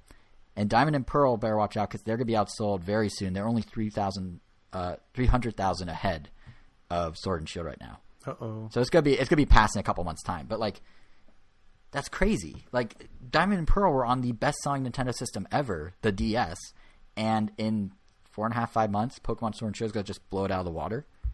Like, DS had such a more massive audience, and yet Switch's Pokemon is just about to swallow that generation whole. It's crazy.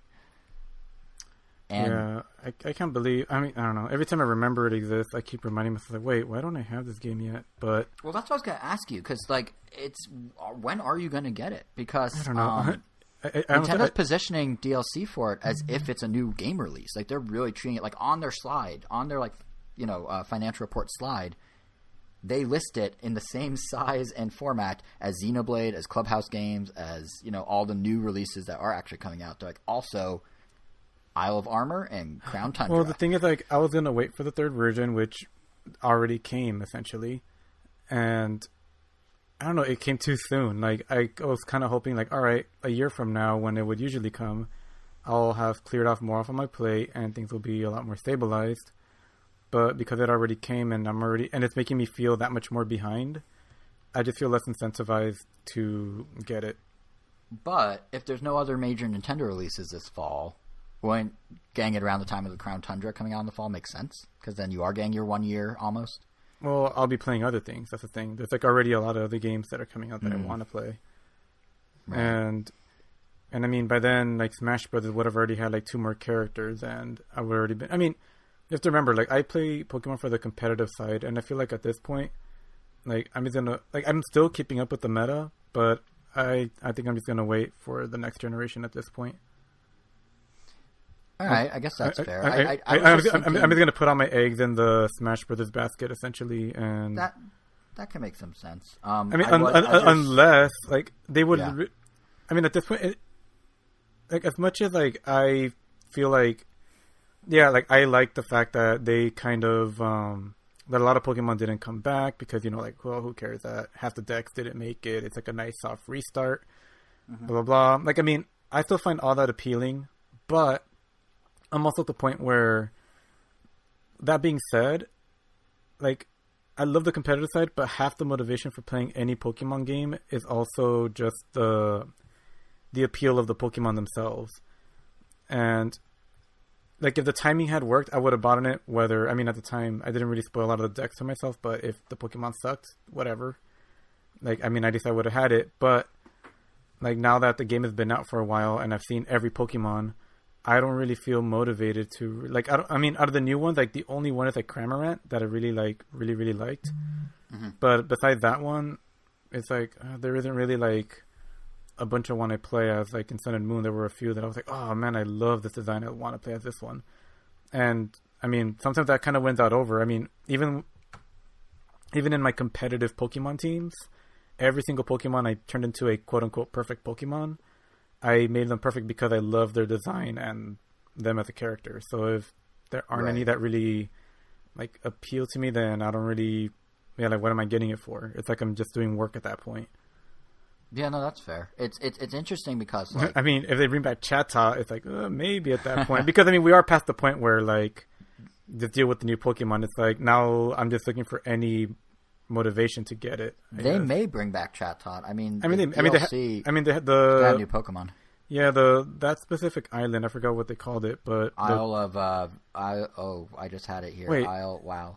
Is that the one? Isle of Armor. Yeah, when that comes out, I mean, that's the tropical-y one, so yeah, and that's out next month. So so if it has any chance of coming out, then I mean, that would. I mean, as dumb as it is, I mean, that would probably get me back in, but sometimes that's all it takes. Yeah, but like I said, like, yeah. I mean, it's like Smash Brothers. I mean, if they made a new Smash Brothers and, like, Bowser isn't in it, I'm obviously less inclined to get it because, like, I don't get any joy in winning if I'm not playing as a character I love. But yeah. Right. What I do think is kind of interesting is that, like, you aside, although I'm sure there's other people who feel the same way, like, Sword and Shield if they package this right, and I suspect they will, Nintendo anticipates a renewed interest, and they're probably going to do a second wave of marketing. And I wouldn't even be surprised if they do like a soft relaunch of the game. You know, sort of like I was saying, Animal Crossing New Leaf before had the Amiibo support added, and then they reboxed it as Welcome Amiibo Edition, and that boosted a few million sales. I bet you they're going to do, come November or maybe October or whenever in fall, Crown Tundra comes out, repackages the complete edition and everything. But I bet you if they do that, there will be enough attention that Sword and Shield could become the second best-selling Pokemon games ever. Because Gold and Silver are in second place right now, behind Red and Blue, and they're at 23 million.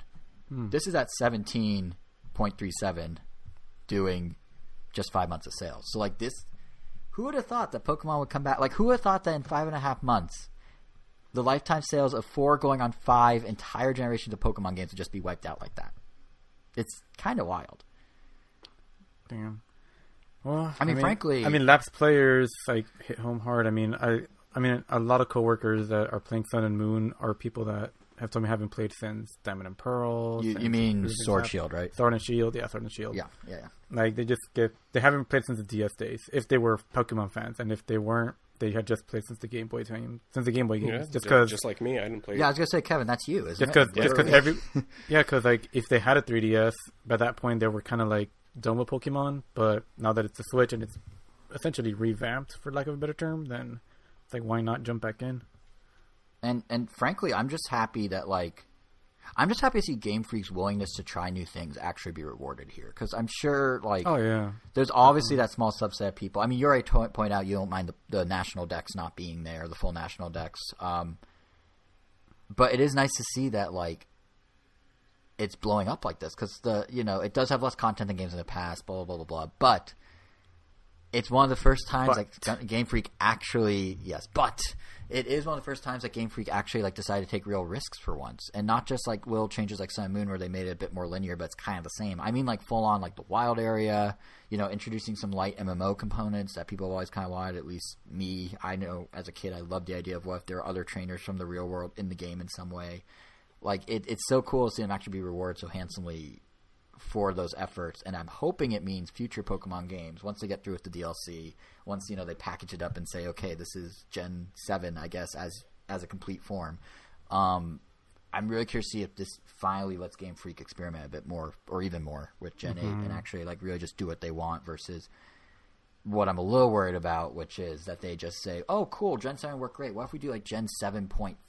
And it's we'll call it Gen 8, but really, it's Gen 7 again. So, like, I'm hoping this gives them the little boost to really get experimental in bigger ways, too. Other ways, too. But we'll see. For sure. Yeah. For sure. I want the best for Pokemon.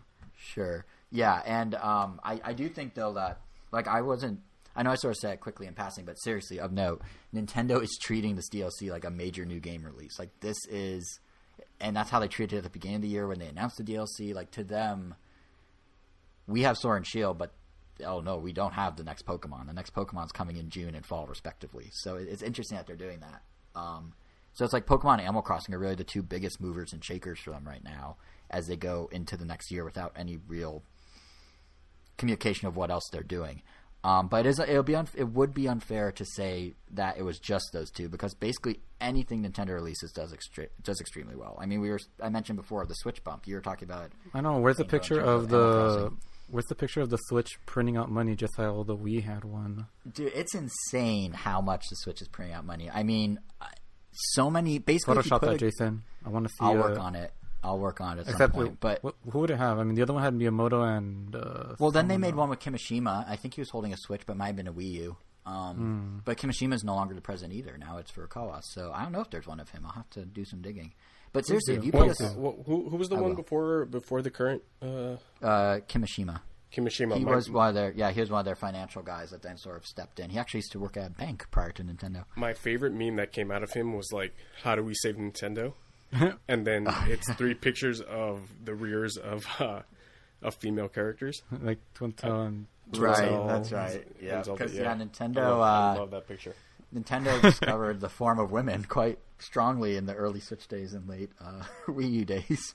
Yeah, but yeah, and what was I gonna say? What was I starting to say before you got me all sidetracked on that? Oh, right. everything that goes on Switch just sells super well, was my point, because the Switch bump. Like, I think they, to the point of these memes, he did say Nintendo, and they are printing money because, like, yeah, if you put a game on Switch, it's the best-selling game in the franchise. Animal Crossing did it. Sword and Shield are about to do it, or at least be second best. In 6 months flat, Luigi's Mansion 3, best-selling entry in the series, over 6 million copies sold. In 3 weeks flat, Pokemon Mystery Dungeon DX, which came out literally at the start of the month, has already surpassed the entire lifetime sales of the 3DS Pokemon Mystery Dungeon Gales of Infinity. It sold 1.26 million copies just in 3 weeks of March. And that's a game that I feel like nobody was talking about. Like, it had no real hype, but over 1 million copies. Mario Maker 2, up from Mario Maker 1. Splatoon 2, over 10 million sold. Super Mario Party, also 10 million sold. Are these ship numbers or sold through? These are, I believe, I think it's sold. Okay. I think it's sold. And but Super Mario Party now is officially the best-selling Mario Party ever, over 10 million. It passed Mario Party DS's 9.81. Jeez, the game that needs to get some more content. Seriously, I know. I feel bad for anyone that buys it. It's a great game, but come on, Nintendo, get with the program. Yeah, but it's now the best selling, and none of this even takes into account the standard evergreens that always sell well, like Mario Kart 8 Deluxe, another 8 million copies sold this fiscal year, meaning it is now the second best Mario Kart ever in terms of sales, behind Mario Kart Wii. Or like Mario Odyssey, it's now the best selling 3D Mario game, 17.41 million sold. 2.97 of those were just this past year. Breath of the Wild, best-selling Zelda game, also 17.41 million sold.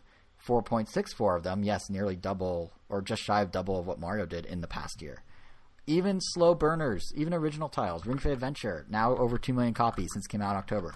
Link's Awakening, over 4 million copies, although slightly less than Breath of the Wild, which is interesting because Breath of the Wild is a 3-year-old game and Link's Awakening is not. But yeah, it's crazy how anything Nintendo releases is guaranteed to sell well. The reason I'm spouting off all these numbers is to prove the point that they have momentum right now in every way. In just the past fiscal year, they sold 27 million, or they had 27 million sellers. 27. 18 of them were first party, 9 of them were third party. But 18 games by Nintendo, all, no matter when they came out, went on to sell 1 million copies just from April of 2019 to March of 2020. That is crazy. That's cute. I can't think of any other company that has that sort of output of first-party content that is guaranteed every single one to sell. It's crazy. And in all, Switch's lifetime software sales are already about eclipse the 3DS, even though the Switch itself is 20 million behind the 3DS in hardware. So clearly the momentum is there. And if this Switch bump holds, even small games that we already know are coming out, in the next month or so, so Xenoblade and Clubhouse games, they're probably going to generate bigger sales than we even think. Actually, to be fair, Clubhouse games, it's shaping up to actually be a little cooler than we thought it would be. We knew from the Direct Mini that it'd be 51 games and, it'd be whatever. The DS original, that was good quality. The games will be fine. Checkers, Connect 4, whatever. But it really seems like Nintendo's going all in on it. The game's Japanese website was launched, and Game Explained compiled all these different little things it has, and there's actually some really neat stuff in there. The way it does online is kind of interesting, where 44 of the games can be played online, and what you're going to do is they don't want to divide up the audience, so you pick 3 games you want to play, and they will match you to people who pick at least one of the 3, and then they'll shuffle you through all the different games that the 2 of you chose. And it's kind of just, a way to ensure that you don't divide the Clubhouse games crowd into 51 separate online modes. That's pretty cool. So, yeah, I actually think that's really cool. And it lets you diversify in the same way that we were talking about how Splatoon, it rotates the modes whether you want to or not, so you can try everything. This is kind of doing that too, which is a really good way to get, if I were to buy it, I wouldn't care about half the card games, but this is a cool way to get me to maybe care about half the card games. But it also has, just what I saw in the video that GameXplain put up, it has what I would call, I think I've described this before in talking about some Nintendo releases. There's so many little decisions that aren't crucial, but they really emphasize, design decisions that they emphasize, a confidence in the product from the developers. For example, if you play in dock mode or tabletop mode, they will actually shift the perspective of your game to reflect that. So if you're playing on the TV, it'll be tilted towards you and not just be flat. But if you play on tabletop, it will be flat because you're looking down at it. Which theoretically it could be flat on both and it'd be fine, but they went through that little extra effort. Or they're bringing back adorable. Or how they're bringing back the ability to link together multiple switches like Super Mario Party does, where if you put them side by side, you can create a bigger layout. So they're doing it for slot car tracks. They're doing it for the map for the Tanks game that's straight out of Wii Play. Why haven't they expanded that? That's such a cool. They're going to. There's 2 modes of it in Clubhouse. Literally. No, but I mean like for like other games, like not just for this. Wait, like other replay games? Yeah. Well, the target practice one's back too. I forgot what it's actually called. Shooting range or shooting something. So they took some of the more popular ones. They also are bringing back Wii Bowling. It just doesn't have Mii's, but it's the exact same motion mechanics. Ooh, what do they use? Nothing. It's just a ball hovering in the air. It's really weird. Interesting. But it's basically the same mechanics. And like the thing about Wii Sports is there's been stories about how there's been an uptick in used sales of Wii Sports because people want to be active and can't get Ring Fit or have Wii's or whatever. And there's, anecdotally, if you go on Twitter or social media in general, you can find a lot of people being like, I'm getting back into Wii Sports. And, like Nintendo's now just like, oh, cool. Well, here's one for your Switch. So like this game could really be a lot bigger than we think it is because they're kind of taking the best of all their successful touch generation stuff and cramming it into one package. So this itself might get a Switch bump. But one of the cool ways you can connect the Switches I wanted to mention, this one's so unnecessary but really kind of neat. There's a fishing mini game in Clubhouse games. One of the games is fishing. And you can combine multiple Switches up to 4 to make your own custom river shape, like your own, piece together river. And here's the kicker. If you use the kickstand, it turns that Switch's river into a waterfall because now it's elevated. It's so unnecessary, but it's such a cool little thing. And there's also a bonus piano, apparently. This is actually the 52nd activity in the game. And you can use your Joy-Cons as maracas to play along. Like, they really have everything in piano, here. So they just got 2 of the lava things and just put it into this game. Essentially, and you don't have to build it. It's just there. But the neat thing about the piano is you can have up to 4 Switches together, and you can all play piano together. And you only need 1 game card, it sounds like. So you can. So people that don't buy Clubhouse games, if they want to play multiplayer with their friends, they can just, at least locally, they can just download a separate app from the eShop for free, and then it works across all the Switches. Because, if you do a card-based game, you need separate screens to have separate hands hidden from one another. So, they really thought it through. And I wouldn't be surprised if this game ends up getting a pretty big Switch bump because it's, kind of not to the same extent as Animal Crossing, but it's kind of the right game for the moment if you want to, do, we do those weekly board game nights online. We find, various games on web pages and do it that way, and this kind of caters to that. So, I don't know. I think there might be a big opportunity for Clubhouse games that none of us are really considering. I'm sort of considering buying it now. I had no interest, but then all these little nips and tucks and tiny little features, that's kind of cool. Oh, well, that's also kind of cool. Oh, should I just buy it? Maybe I should just buy it. You just brought something up. The board game industry right now is in dire straits. Are they? Are people not buying board games? Well, play them locally. Yeah. Oh, true. Duh. Like the physical board game space is tabletops. Tabletops. Similarly with the comic book industry. But, comic book I've heard. Yeah. Yeah, but online board gaming is huge right now. Like tabletop simulator is a thing. There's more and more digital versions of games that we already play in tabletop simulator that look really really robust. So, I mean, I don't know.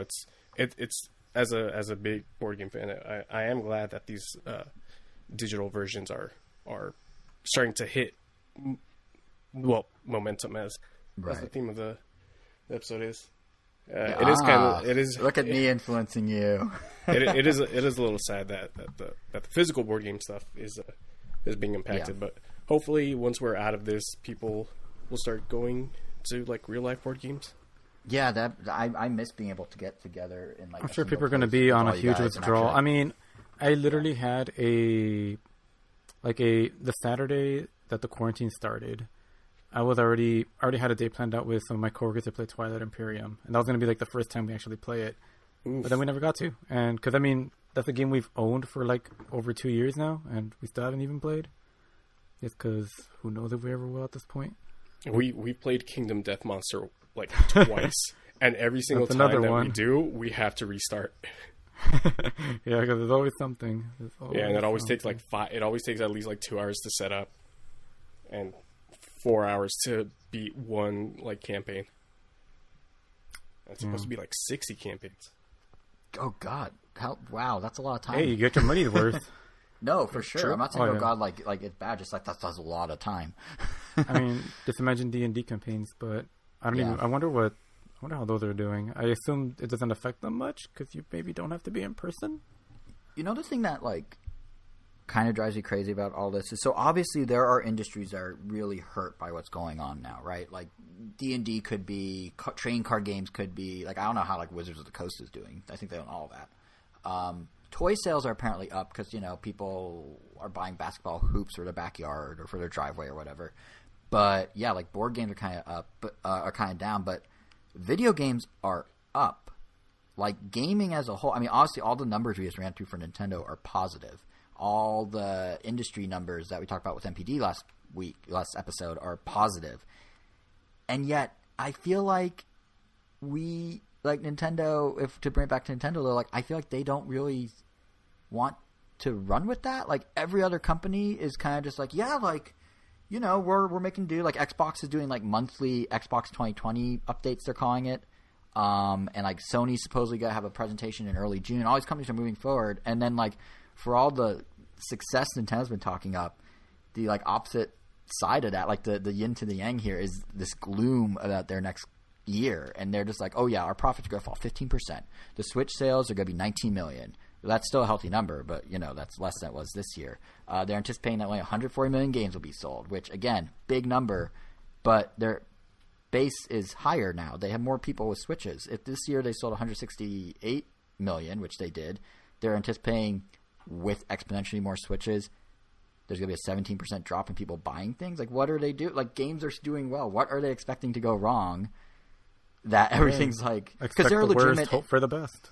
Well, and they are saying that they're going to, you know, adjust as they go. But they're also simultaneously saying we are not anticipating any game delays. We are adjusting to work at home. It is a different environment. We're working through it. We may need to delay games. We may need to temporarily stop Switch production.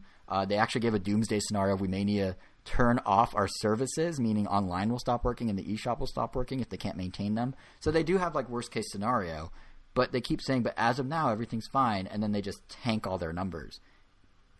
And there's legit industries, like you're saying, the board game industry and that sort of thing, that are suffering. So it's weird to see Nintendo is doing great, verbally taking this hit and causing their own stock to drop like 5.9%, because all the analysts are like, what are you talking about? Like one analyst was saying, even if they just kept selling the games they're selling, or if they put out the games they're planning to put out, you know, their usual load of games, they should be selling between 180 and 200 million games. And Nintendo's like, nah, we're going to do 140. It's like, what is the disconnect here, I guess? And they are conservative, very conservative, so I understand why they're maybe playing it safe, but it just seems like this is overly safe. I don't know. I'm not a financial guy. It just struck me as really weird. Well, I guess you have to be realistic, right? Physical, as you said, Animal Crossing was 50% physical, 50% digital. What makes you think if this lockdown, these stay-at-home measures weren't in place, don't you think that the physical sales would be much, much larger?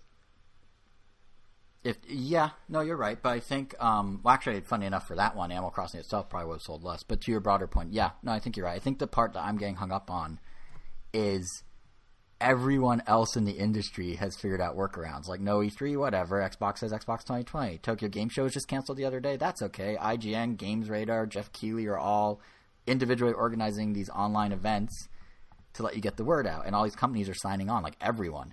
Yet Nintendo, they're just clamming up. Like VentureBeat is saying, they put out a report that Nintendo is outright not doing their Nintendo Directs at all this summer. They're skipping their June one.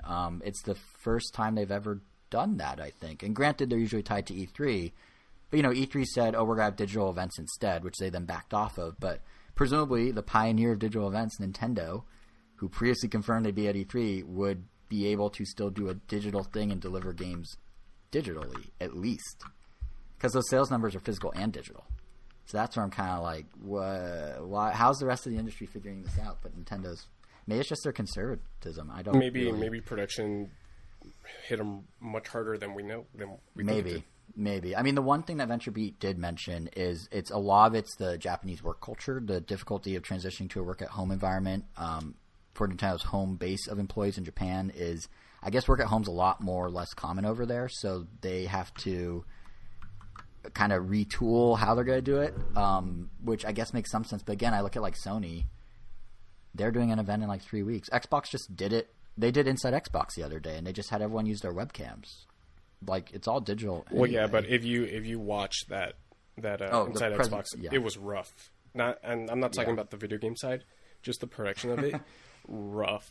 The fact that you have these high-ranking Microsoft employees, these Xbox employees, using headsets instead of like, you couldn't buy them a Yeti, a Blue Yeti, like we have. Yeah, like they were just using like little $20. What happened? No, I was telling Jason we have snowballs. Oh, I meant blue. Yeah, but yeah. Yeah, but like they're using like the mics from their headsets. Like that's a little weird. Okay, like so. If you can compare that to like a Nintendo Direct, like the Nintendo Directs blow them out of the water. That's true, and I guess Nintendo doesn't want to compromise their quality, which I mean, props to them. There's something to be said for that. What did you think of the Inside Xbox, by the way? Because that was what a firestorm of opinions that came out of that thing. Besides the presentation value, I'm talking about like the actual pitch of what it would be and the games they showed and what they showed of the games. Personally, I thought it was fine. I mean, right out of the gate, they said that this was going to be third-party stuff. There was a lot of controversy for Assassin's Creed Valhalla showing gameplay, and they showed like 3 seconds of that. I can understand, but like everything else, they told you it was going to be some gameplay, which we did get some gameplay from some of these games. Bright Memory is one of them that comes up to mind. The very first game. That's the first one, right? Yeah. I thought that one looked cool. I got some Metroid vibes. Yeah, I was going to say the first game was the only one that gave me a kind of next-gen feel. I feel like a lot of them didn't really do that. But then again, I was going to say, but there also wasn't really a lot of gameplay, so... Yeah, and then like, but like, just going on for Bright Memory, that's already on PC. Oh. Geez. So like... Yeah, like, there's definitely... Maybe it's just me, but it feels like there's definitely a lack of like next-gen like oomph. Like it doesn't. We always talk about next gen. Like we're gonna reach that threshold where it doesn't really change much. I feel like we're kind of reaching that threshold for real this time, especially in light of the fact that all these games are smart delivery, meaning they will be on Xbox One and Series X. I don't necessarily agree with that, considering those are all multi-platform games. So to a degree, they have to do this. Yeah, they're not like. Sony talked a big game about its SSD, and there was a lot of reports coming out from developers saying that this is going to change game design. Like the fact that you could load up worlds much faster. I mean, that's exciting. Yeah, the load time stuff I'm into. I guess I meant visually we might be hitting a wall. But, yeah. Like no. In terms of load times, in terms of, like Xbox One promises, but I don't think it used it for it. But the idea of like leaning on the cloud to process stuff so you can do way more advanced things in the games, like huge swarms of enemies and whatnot like that. Right. All that sounds extremely cool. I think gameplay-wise things will change, but people are expecting graphics let me rephrase. A lot of people think next-gen means better graphics, and I don't know if that's necessarily as true anymore. Right. And like I said, these are multi-platform games, so you're not going to see anything truly next-gen until Sony shows off their first-party stuff, until Microsoft shows off their first-party stuff. I don't think there's a lot that Nintendo could do to show us a next-gen game, because they're always about design, which is and that design's always worked way better than way worse. So and I think and in a weird way, in a really weird way, it almost works out that Nintendo's quiet the year of Xbox and PlayStation doing their thing. Like I don't think this is intentional. I think it's just kind of a side effect of the situation. But if you go to E3 and E3 were to have happened, and it's like PS5, Xbox Series X, and Breath of the Wild 2, it looks kind of like Breath of the Wild 1, except the palette's a little darker. Like, the attention that the Mia will give will be on the crazy new stuff. But right now, Nintendo could just kind of coast on on all that momentum we've been talking about, at least for a little while, and let Xbox and Sony kind of have the new spotlight. And people are still buying Switches for whatever reasons, the kind of viral nature of it right now. And then Nintendo can come back once that settles down and kind of hit the ground running again.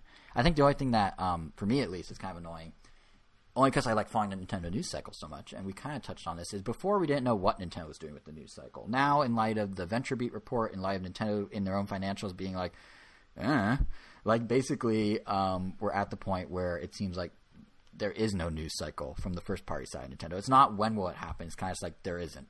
It's not happening. Just sit tight, which is fine given the circumstances, but it is a bit of a bummer as a fan of these announcements and the whole news cycle. That's just kind of like, it's going to be real quiet for Nintendo, which has the advantage of, they can't delay what they don't announce, but the downside is they sometimes announce what they don't delay. I'm sorry, I was just flipping that. Well, it almost worked, but you get what I mean though. Like the downside is that sometimes maybe I do want to know there's this. Yeah, like sometimes I do want to know it's on the horizon, even if they then say sorry, we're delaying it a few months. Like no one when Last of Us 2 was delayed was like, well, I'm never buying that game now. Especially because then a month late, it's now a month later and it's being released next month. So don't get me wrong. There's a lot of people now that aren't going to buy that game. Well, that's because it got leaked. That has nothing to do with that. Yeah, I feel really bad for Naughty Dog. That sucks. That got leaked like that. Yeah, but now you got a bunch of people who really hate what they did with the game. So, what's awful is they're sending death threats to Neil Druckmann. Really? Yeah. Which is Yep. Dude, the internet's a horrible place. Yeah, that's because people have nothing better to do. Yeah. The glimmer of hope for the internet, and I would even say for our Switch owners, in terms of like what do we people who already own Switches get to play next, is Nintendo's news cycle might be dead, but we have a little stuff to look forward to because there's the Summer Game Fest. And that's basically all the third parties. So there'll probably be Switch news coming out. I want to know more about the Summer Game Fest. Yeah, so it's essentially Jeff Keighley's latest initiative. It's a bit different than the very like hands-on approach he takes with the Game Awards. Essentially, what he's doing is for the next 4 months, he is running a giant this is the tweet that uses an analogy or the analogy I tweeted. But basically, like how if you schedule a meeting in Google Calendar, there's a tab you click called Find a Time. And you click it, and it shows you everyone's conflicting schedules and what the gaps in those schedules are, so you can pick a time where everyone's free. He's basically the one-man version of that. So he's having the whole industry tell him what they're doing, and he's organizing it so no one conflicts with anyone, and he's putting it on a website at summergamefest.com or gamefestival.com maybe, where you go, and it will have a schedule of what's coming up. He'll augment it with some reveals of his own. He's calling them Sunrise. Well, he's calling them sunrises, and it's through some. To. Yeah, he just goes. So today I had oatmeal, and then that's the end of the. That'd be cool if he busts out with something like, "I actually founded a game studio, Keighley Games." That would be kind of crazy. No, really, more Keighley Games. I don't know. I think it's more like. Does Keighley have a production company? He Game Slice, I believe, is his production company. It's basically him, as far as I'm aware. I'm not sure though, but. Yeah, so he these Sunrise things that he's doing are more like he's teaming up with companies to reveal things exclusively through Summer Game Fest, not just piggybacking off existing things and being middleman. So my analogy is he's the Find a Time tab, which I know is an okay analogy because he liked it on Twitter. So it's not an insult, even though it sounds like one. But he prefers the analogy of calling himself a traffic cop or the guy that directs planes at an airport when they're taxiing. I forgot the word for that. But that's kind of more his angle. But he's basically playing middleman for the entirety of the game industry for everything from big events like Inside Xbox to whatever PlayStation's doing to coordinating with Xbox and Steam to do at-home demos in June, kind of like he did for the Game Festival during Game Awards last year, to in-game events like what's going to go on in Fortnite or PUBG or whatever else. So it's going to be basically this running 4-month Rolodex of everything going on in the game industry. And on some level, that's really cool. I feel like because it gives there's a built-in audience that can be leveraged for companies big, small, and indie maybe. So it's like a really stretched out E3 where you can get a captive crowd to know about every little thing, and companies that maybe wouldn't be able to get as big of a crowd now have the shot at that because they'll be on that calendar. They'll get plugged by Summer Game Fest and everything. But on the other hand, 4 months is a really long time. He might as well just make a year-long TV guide style website of just every game event at that point, I feel like. I don't know. I mean, do you guys even think this qualifies as an event, or is it basically he made a website that shows you when, then has a calendar? I wouldn't call it an event, but it's cool. It's just nice because it's a chance for gaming to kind of rally around something in a branding exercise, essentially. But we don't have. There isn't a central point for the industry. We definitely need gamers to rally around something. That way, they're not done Well, I guess, when you leave them with too much time, they get very dangerous. They go send death threats to Neil Druckmann, yeah. But, and one thing I do actually like that he's doing is, I don't know if you guys remember the bonus round, his old show on Game Trailers. Ring any bells? No? So, he used to do this thing called the bonus round, where basically it was a talking head panel show like you'd see on a news network or you'd see on ESPN where they're analyzing a sports team's practices and the business side of the front office and all that, and he gets these big people to come and comment, and they kind of do round robins on topics. And this is actually where Michael Pachter became a well-known analyst outside of just like the finance world, because he was the regular on Bonus Round and would constantly be a guest there. How is our buddy Pack Attack doing? Well, see, Pack Attack was a spin-off of Bonus Round. So I mean, not the how's he doing? Well, we'll find out because they're doing Bonus Round again. Oh. That's one of the other cool things. So along with those sunrises where Jeff Keighley announced he ate oatmeal that morning or whatever game it really is, he's got to do bonus rounds in tandem with some of these events. So they did one for Inside Xbox, and it was Michael Pachter. And because everyone's stuck at home, it was Peter Moore, the former head of Xbox, giving his take on what Xbox is doing now, which I thought was really kind of cool. And like, can you imagine like if Nintendo did a presentation later this summer and Keighley, given his relationship with Reggie, was able to do a bonus round that had Reggie commenting from an outside perspective on what Nintendo's doing? Like, for the Nintendo business side nerd of me, that sounds so amazing. Like, I really want to watch that. So it's cool that he's doing that, I think. Actually, Reggie's doing a podcast too, now that I think about it. We're starting to see Reggie open up. He's doing a 7-episode podcast starting this week with a reporter from Washington Post named Harold Goldberg. It's called Talking Games. I think it's a fundraiser. So you can go like their Kickstarter or GoFundMe or something and throw some money their way towards helping children in some way, I would suspect. I don't remember the details. But yeah, Reggie's actually like going to be opinionated now and actually like give takes. So it would be kind of cool if he and Keighley linked up for some sort of post-show about Nintendo one day. Well, I guess we could only hope. Yeah, well, I feel like I'm the only one that's really hoping. Yeah, I mean, some people are thirsty for any kind of knowledge. I'm thirsty for Reggie. Even if it's not news, like, I mean, yeah, like in this case, like you said, you would be more than happy just to listen to Reggie talk about his thoughts on. Dude, I loved when he went on that Cornell podcast and talked about like his time at Nintendo and talked about how he like stopped. I know I said this on the podcast before, but talked about how he like stopped them from doing the graffiti Nintendo logo because it was like off-brand. No, I thought it was really cool. But anyway, my real hope, I guess, with Summer Game Fest is that if Nintendo's not partaking because they're clamming up right now, third parties can fill the void. Like Activision, Blizzard, and EA have both confirmed in their investor briefings that they're going to have multiple releases that have yet to be revealed this year. EA is going as far as to highlight that they will have multiple projects coming to Switch in particular. So beyond just Burnout, there will be EA games on Switch this year. The cynical person could say it's going to be the barely updated FIFA game again. But VentureBeat, who is on a bit of a scoop spree as of late, they're reporting it's going to be Apex Legends and possibly a remaster of Mass Effect Trilogy. All 3 Mass Effects, not just the third one like what was on Wii U. All the Mass Effects. That was horrible. It was, but Apex could be interesting. Like, Apex makes a ton of sense to me because like Switch has a big, active, free-to-play audience. You know, Fortnite, Paladins, Warframe, Warface, other games that probably start with the word war, Asphalt, as we were talking about earlier. Yeah, and frankly, like, I'd be down to check out Apex on Switch. I've heard good things about it. You played Apex a little, didn't you, Kevin? Yeah. And yeah, I think you talked about it on the show when it came out, if I'm not mistaken. And that one, or am I mixing up my? I feel like you did. Maybe I'm mixing up my games. But either way, like, that came out, but or sometime. But I've brought it up on this podcast numerous times. And that'd be cool. Or like even Mass Effect makes sense because, you know, lofty, big RPGs all do super well on Switch. I mean, The Witcher 3's port sold upwards of 800,000 copies, and that's like a however many year old game. Skyrim sold 1 million copies, so like Mass Effect slots right in there. But should this hold true? Well, 2 things. One, I think it's just great that EA is finally giving Switch some real support. Finally.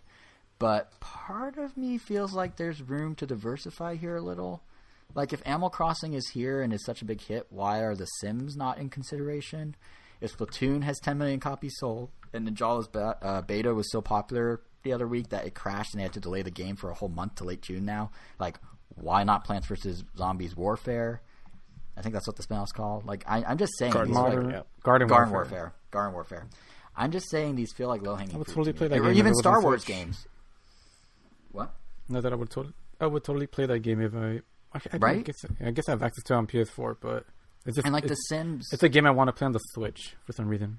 But yeah. It just feels right on the Switch because it's so similar in style to Splatoon, which is why Ninjala, as much of a Splatoon wannabe as it can kind of feel, does make sense and feel at home on Switch. I feel sorry for that game because I feel like it doesn't deserve to be called like a ripoff or everything else. Gameplay wise, it's quite different from what I remember from when we demoed it.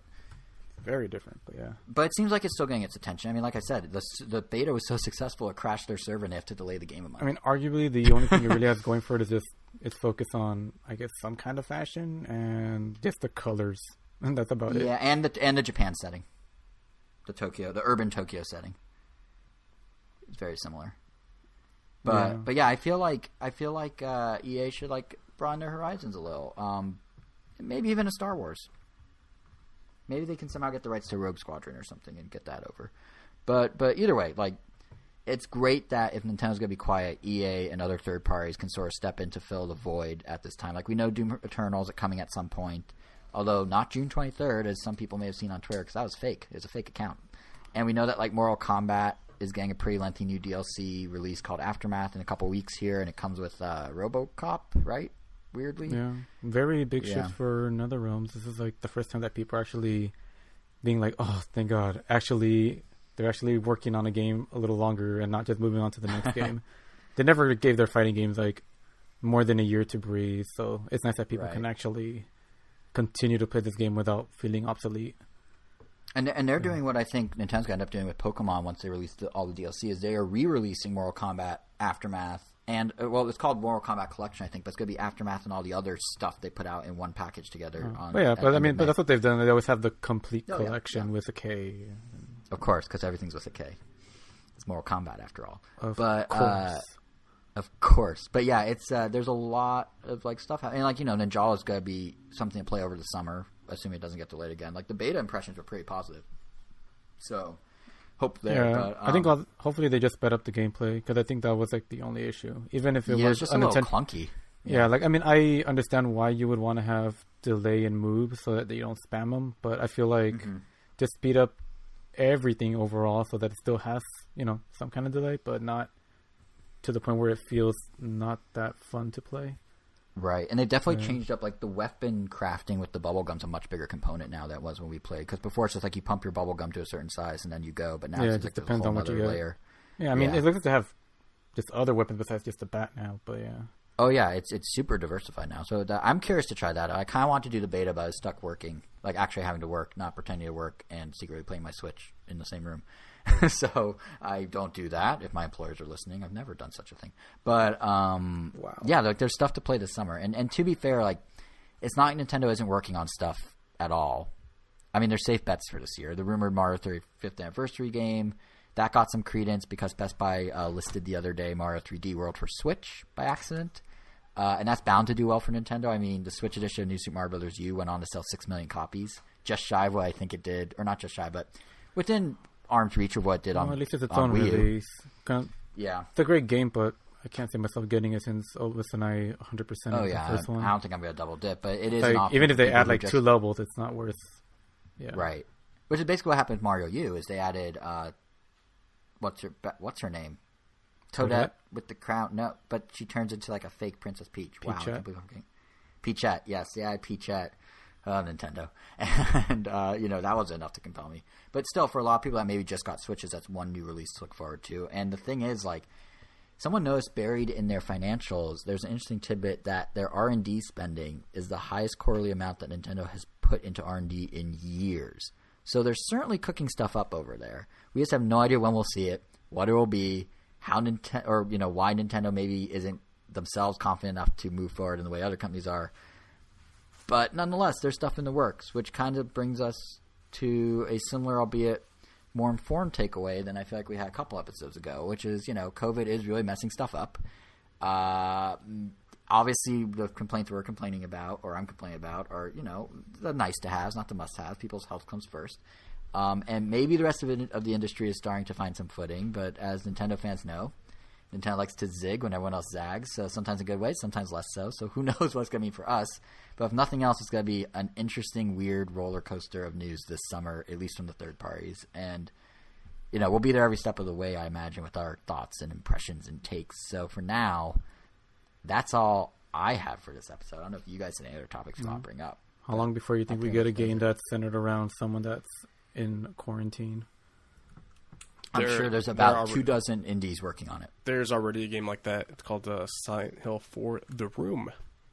There's also that indie game they showed at the Xbox E3 conference last year about the person who that was in their apartment and stuck there, and it kept looping like Groundhog Day. Yeah, you know what I'm talking about. And I think 12 Minutes, I think is the name of it. Yeah, that one looks. I mean, that one's a little different because like the police show up and it's more of like some sort of crime was. What about a Hollywood movie that's all shot from like from quarantine, quote unquote? So it's all like mobile phone quality. I guess like Paranormal Activity or something. But, well, you know what's there technically is a movie called Quarantine.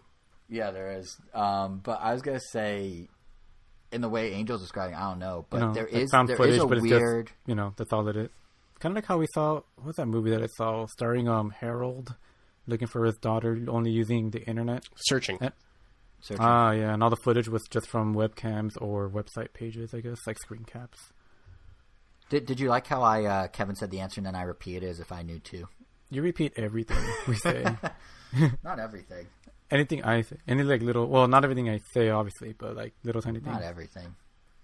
But yeah, I'm sure there's gonna be movies like that eventually. There is kind of a weird thing. Is like a lot, they do movies to relate, but they also do movies to escape, like escapism. And that's partly why superhero movies blew up when they did, because like things were not great in the world. It was during the recession and all that, or the Great Recession. So I don't know how close they're gonna go to the bone here with these, but I'm sure eventually there will be stuff like that. I wouldn't be surprised if we see the opposite first, more like feel good, like wacky comedies may make a comeback first for escapism, and then, down the line we might get stuff that's more like the actual quarantine, or there'll be weird analogies for the quarantine without actually being the quarantine. Like that's kind of we're gonna get some documentaries about like how the quarantine was actually fake the whole time. Oh, you mean the plandemic, as people online are saying. Okay, before we get too off to with conspiracy theories, we should wrap this thing. So yeah, we'll be back in 2 weeks' time. I mean, in light of Nintendo kind of going AWOL with news, I don't really know what we're going to be talking about, except that we're going to probably be powering through our backlog some more and playing some old games that we missed out on. Like we did a bunch this episode. I know I'm already checking out and excited to get through Firewatch, which is a big indie darling. So impressions of that next episode. I'm sure you guys have games too you're getting through, possibly. I don't know, maybe. Yeah, I've been watching more movies, if anything, but yeah. Watch some game movies. We can talk about game movies. Or something, but we'll figure it out. But, can't wait to go through all of Weeball's catalog just so we could talk about game movies. That would actually be kind of funny if we did one movie from him an episode. Like, what horrible... Like, we just make it a segment. I'll volunteer as tribute. We can all do it together. We could do it, like, on a Netflix party style app or something. They don't all have to be group activities, Jason. Or all watch separately, and then we can all have our impressions on the podcast. We'll figure it out. Either way, if you people at home want to know if we end up pulling through with that idea, you can subscribe to us on all the podcast apps. We're on Apple Podcasts, Google Podcasts, Stitcher, Pandora, Spotify, TuneIn. What was that one? Podcast Now. Is that a real thing? I don't know, but you say so many now that I feel like you know. I know. I feel like I could just make one up. Yeah, you're like throwing one in every other way. We're on Palmcast. We're on the Quarantimes.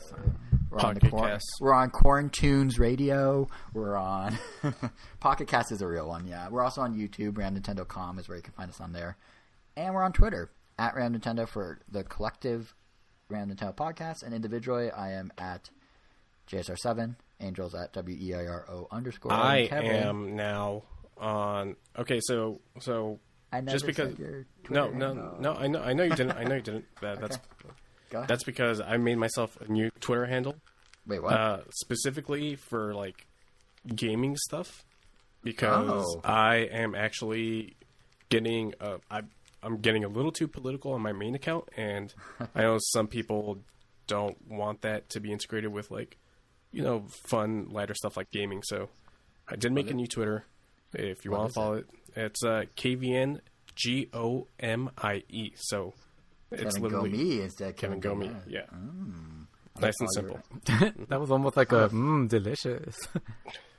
I am following you. It is quite tasty. I'm your second follower. Yeah, I barely started it like maybe about a month ago, and I'm not really trying to promote it that much, but until you said on a podcast that has an actual decent listenership. Yeah, sure.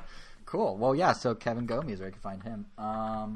Just to sum that up, as if people didn't just hear it.